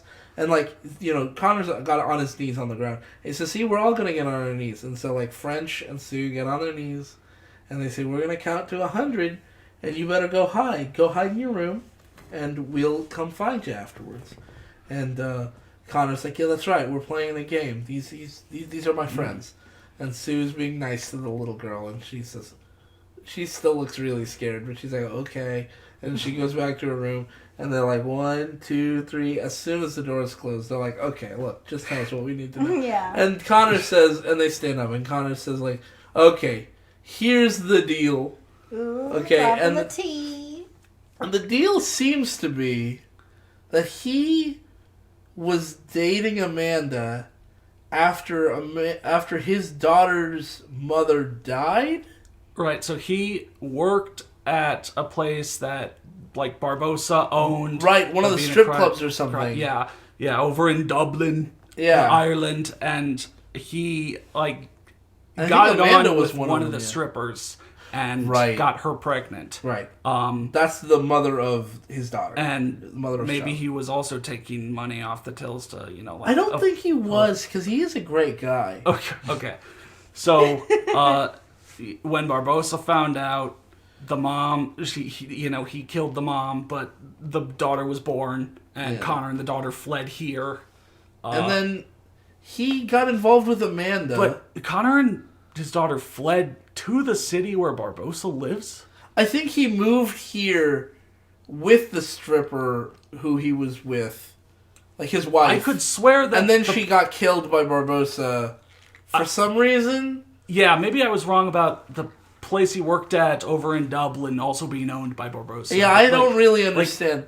And then somehow he got involved with Amanda, and then Amanda, she did something. I think she just has sex with Barbosa in order to get him to propose. Yeah, like Amanda's, obviously She's doing that for money, yeah, and power or whatever. But she's basically clout chasing. Okay. With Barbosa. I mean, he wasn't Candyman. I mean, that's some serious clout. But then Connor, I don't know when he got involved with Amanda or why or how that ended up breaking bad for them. But either way, he broke up with Amanda and she was really vengeful. And so she told Barbosa that he was taking money off the top, but he wasn't really. And okay, so that almost sort of hangs together as a plot. But there's actually another layer to this that makes even less sense. And so French looks at Sue and says, come on, man, if what he's saying is true, and we kill him for this, that's messed up. We can't do that. And Sue is fine. Well, no, Sue goes, fine, you're right, let's get out of here. They go downstairs, and then French is I'm glad you saw it my way. And Sue grabs him by the collar, and it's just I shouldn't have. We're both dead now, don't you understand? We didn't listen to what Tommy wanted. Yeah, we were hired to kick this guy's ass or kill him or whatever, and we're not doing that. We're going to be killed now. Yeah, we went against Barbosa. We didn't do what he wanted. So, now he's going to try to get us killed. And then this is where things get really strange. Yeah. Oh, wait, are we close to the end? Oh, yeah. Oh, yeah. I was actually going to say, so I checked. Yeah. I wanted to say real quick, I had read a review of this movie partway through, and it said that the real plot starts halfway in. And so I was kind of just mindlessly watching, and I saw this scene with Connor and them having this thing, and this very emotional thing. And I was thinking, oh, so this is the emotional crux of the movie. So I'm guessing there's probably half an hour left. And I hit pause, and there were 15 minutes left. Yeah. Bob told me this, and I also checked when that scene ended. And there were 15 minutes left. Yeah, so I'm 14 and a half minutes. Oh my god. Are we really going to race to the end? They do the thing that will get the crime boss mad at them. They'll probably have to go on the run or, protect themselves now. But it's how can we do that in 14 minutes, including credits? Yeah, it's kind of nonsense, but what happens is even weirder. Yeah. So, okay. So they leave Connor alive, untouched. They tell him to get out of town, but, they leave him alive. They don't carry out Barbosa's job. They go downstairs. Amanda is there. Amanda's standing around. Yeah, Amanda's standing around and says, oh, you're too late. Barbosa and his men are... on their way up the elevator. On their way up the elevator to take out Connor and frame you two. And then... They look at each other and they're like, we have to stop them. Okay. And so they run up there to the apartment because they were on their way up the elevator. Yeah. And then they go, okay, here's what we're going to do. We got to be sneaky. Mm-hmm. We got to get in there and try to grab a gun or two. And then we'll see what happens from there. And it's not clear why, if you're going to just kill Connor anyway... Why would there be any time for them to be sneaky? If I'm Barbosa and I'm going to kill Connor, wouldn't it make more sense for me to just walk in and shoot him? It doesn't take that much time to walk in and shoot somebody. When that happened, when Amanda was oh yeah, they're on their way up to kill him, and then French and Sue run up the stairs and see that there's 5 guys standing outside standing in Connor's hallways apartment. and stuff. All I was thinking was, Barbosa, to set this up, Barbosa had to have called that before French and Sue bailed on their job. Yeah. And also, he would have had to betray them anyways. And what? also, he would have had to get in the car with all these dudes and start driving over here a long time ago. Yeah, like, it's Like, so sudden. And, like, why did he send these guys on this mission to go to a bunch of places if he knows where Connor is and this is all part of a setup? Also, why is it important that we kill Connor or frame them? Why does any of that matter? Yeah. Why does he want that? It was like either Barbossa wanted to betray them anyways, because again, it sounds like he'd have had to set this up and call this in before the two failed to do the job. It might have been. That Hold on.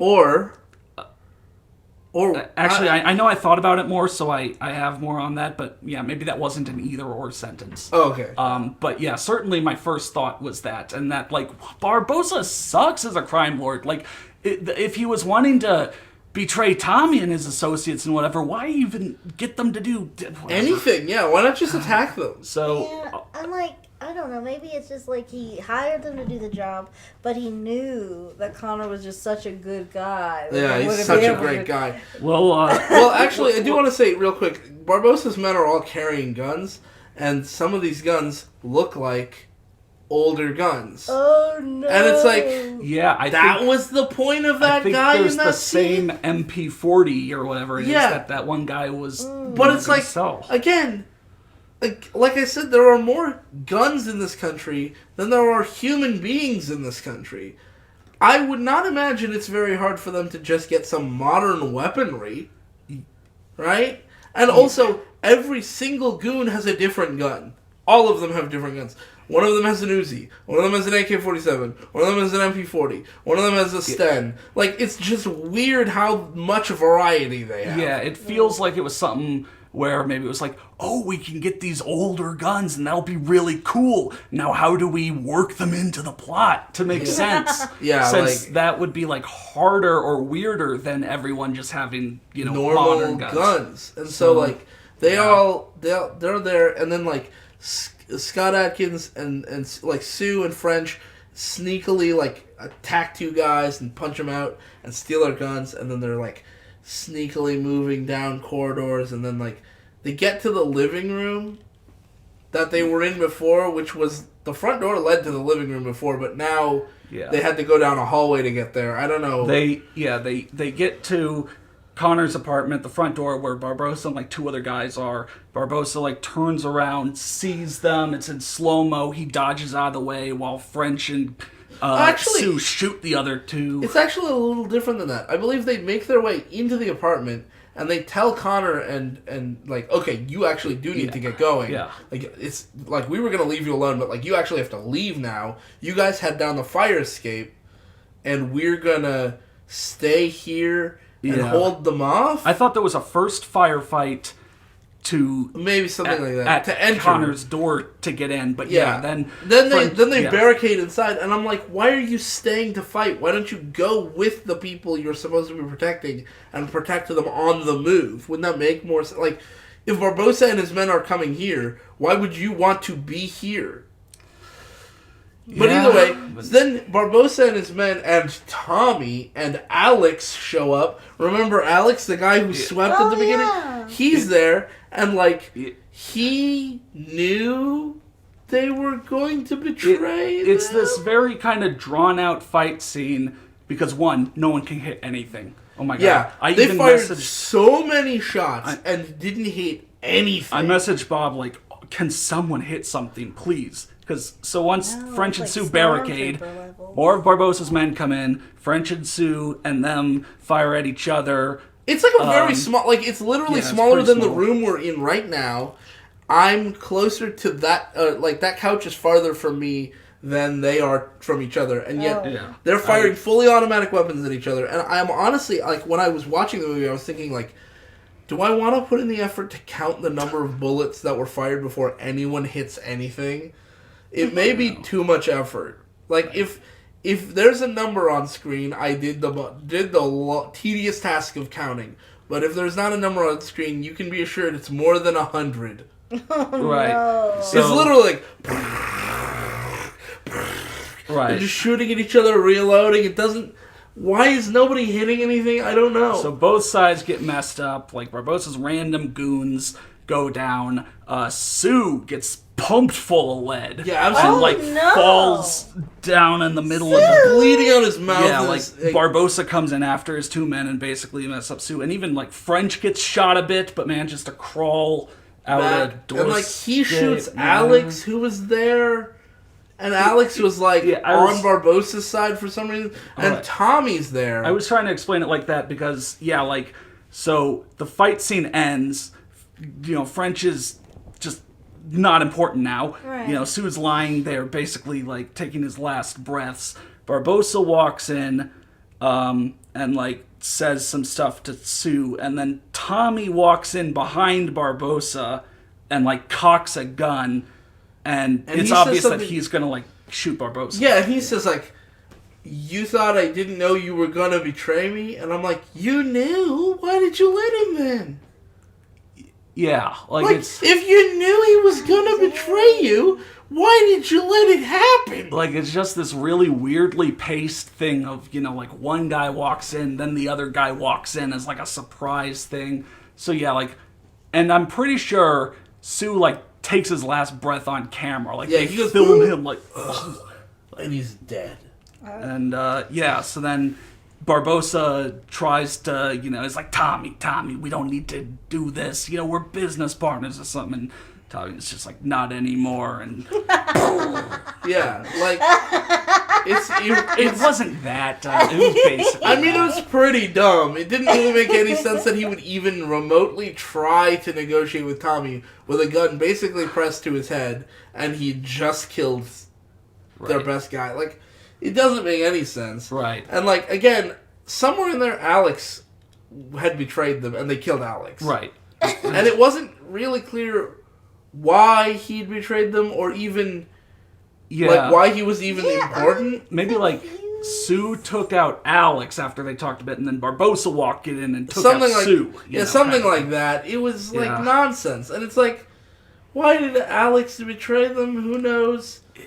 Either way, French was riddled with bullets, but he's bleeding out his mouth when he manages to stumble downstairs. Yeah. You see Connor with his daughter escape as the police come in, and then you see real quick, French I do want to say, also. you see Amanda standing in the lobby, still waiting as the cops run past her. Amanda, go somewhere. Yeah, lady.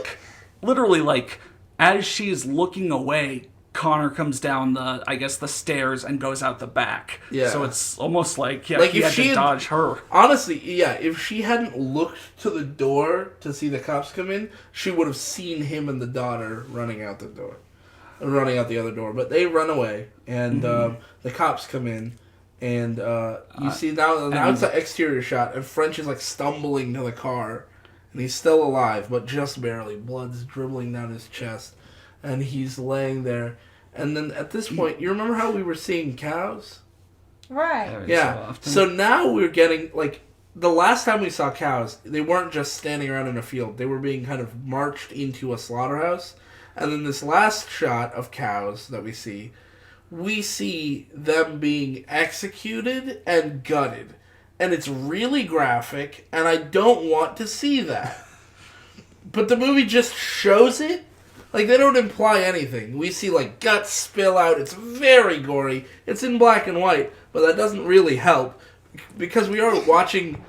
I mean, I'm a meat eater. I'm not a vegan. I'm not a vegetarian. But I still, don't like watching that stuff. Yeah. It's very unpleasant to look at.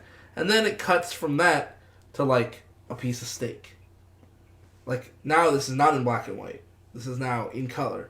And you see someone cutting the steak. And then you're gonna love this. The camera kind of pans back, and it's Connor and his daughter eating a meal at a pretty fancy restaurant. Yeah. And the daughter asks, Dad, do you think the cows are happy before they get turned into steak? And he says, oh, yes, they're very happy. They live happy lives, and then one day...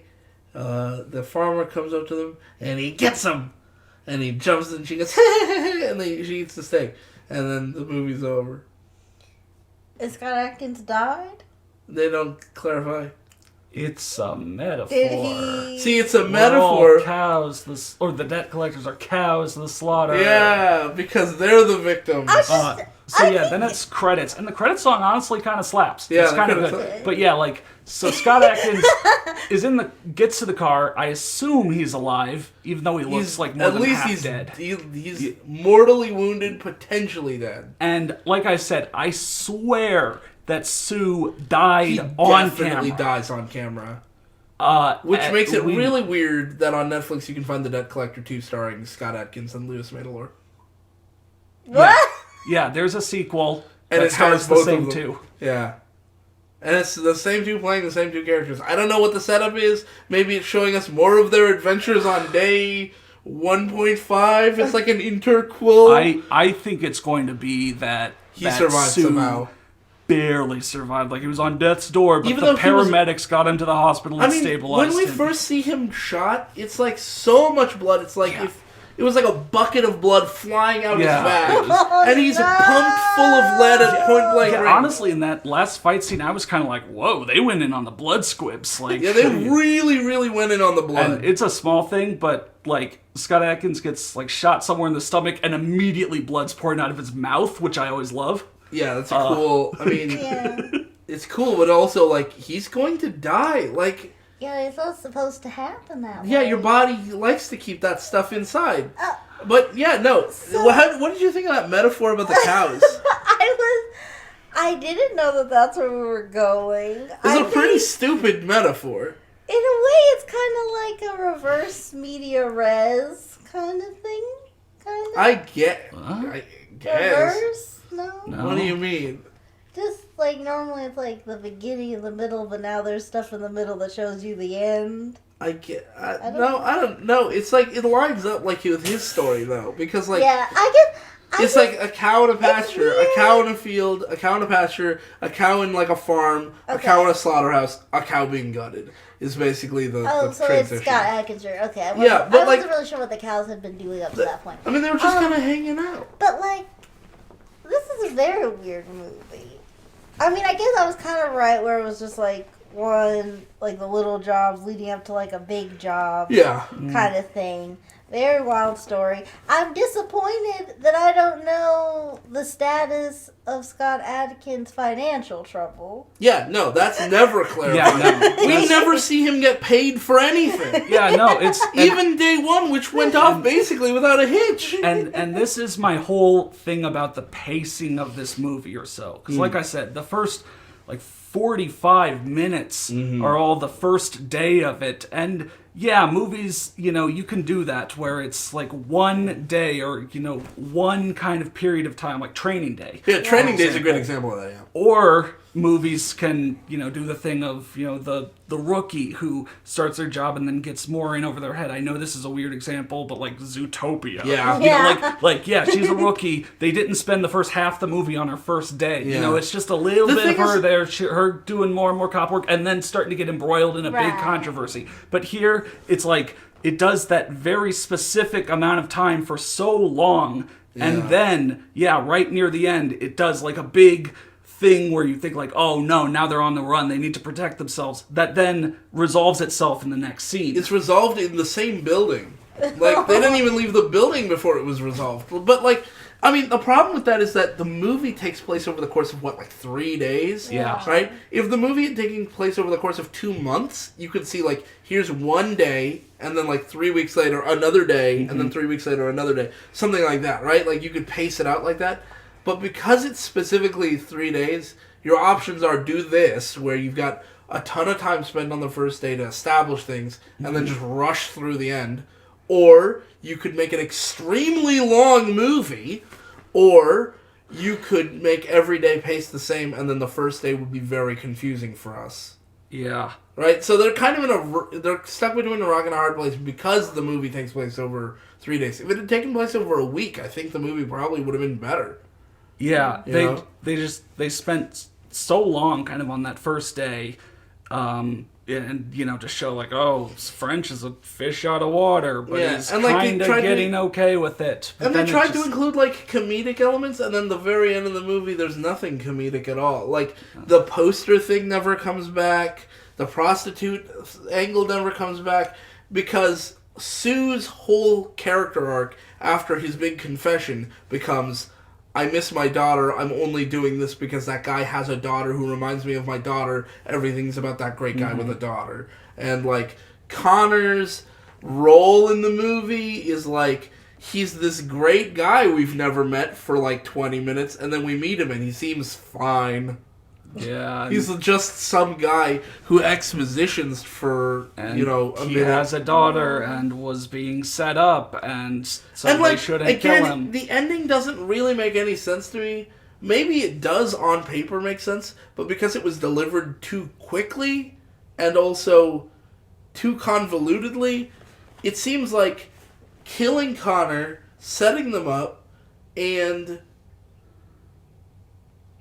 well, that's it, really. Those seem to be Barbossa's two goals, but both goals seem to feed into each other, right? Like this is happening. If you don't want to do one of them, you don't want to do the other one. Like, you don't want to kill Connor because if you kill Connor, like, killing Connor only serves to set them up, and setting them up only serves to kill Connor.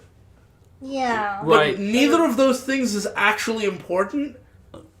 And so after I thought about it a bit more, maybe Barbossa decided to kill the two because they went to talk to Amanda and basically shook her down. Maybe. But that goes back to, why did they have to find Amanda anyways? Why did this whole trail of getting led somewhere or whatever send them to a house where some Asian chick who never shows up again tells them that, Amanda knows what's going on and is to blame and knows where Connor is. And why would she try to get Connor killed if part of that was like, you guys need to find Connor, and like that, if she's the only one who knows where Connor is for sure, like even Connor's friends don't know where he is for sure. They all have like a last known address, some of them for some reason written on index cards, but like even the Asian woman who you would think she'd be the one to know, she doesn't know. She directs them to Amanda, who does know. So if there's only one person who knows, of course it's going to come back to her.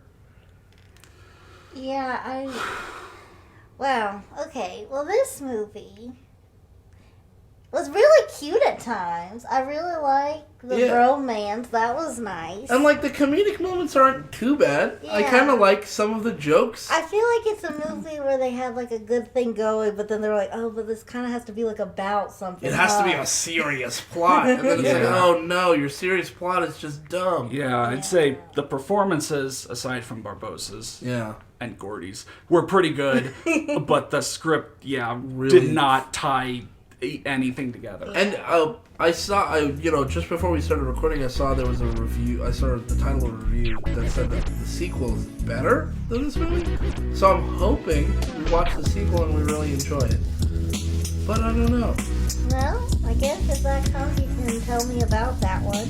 But for now, thank you guys for telling me about this movie.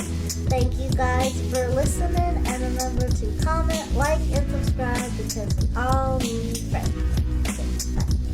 Bye. Bye.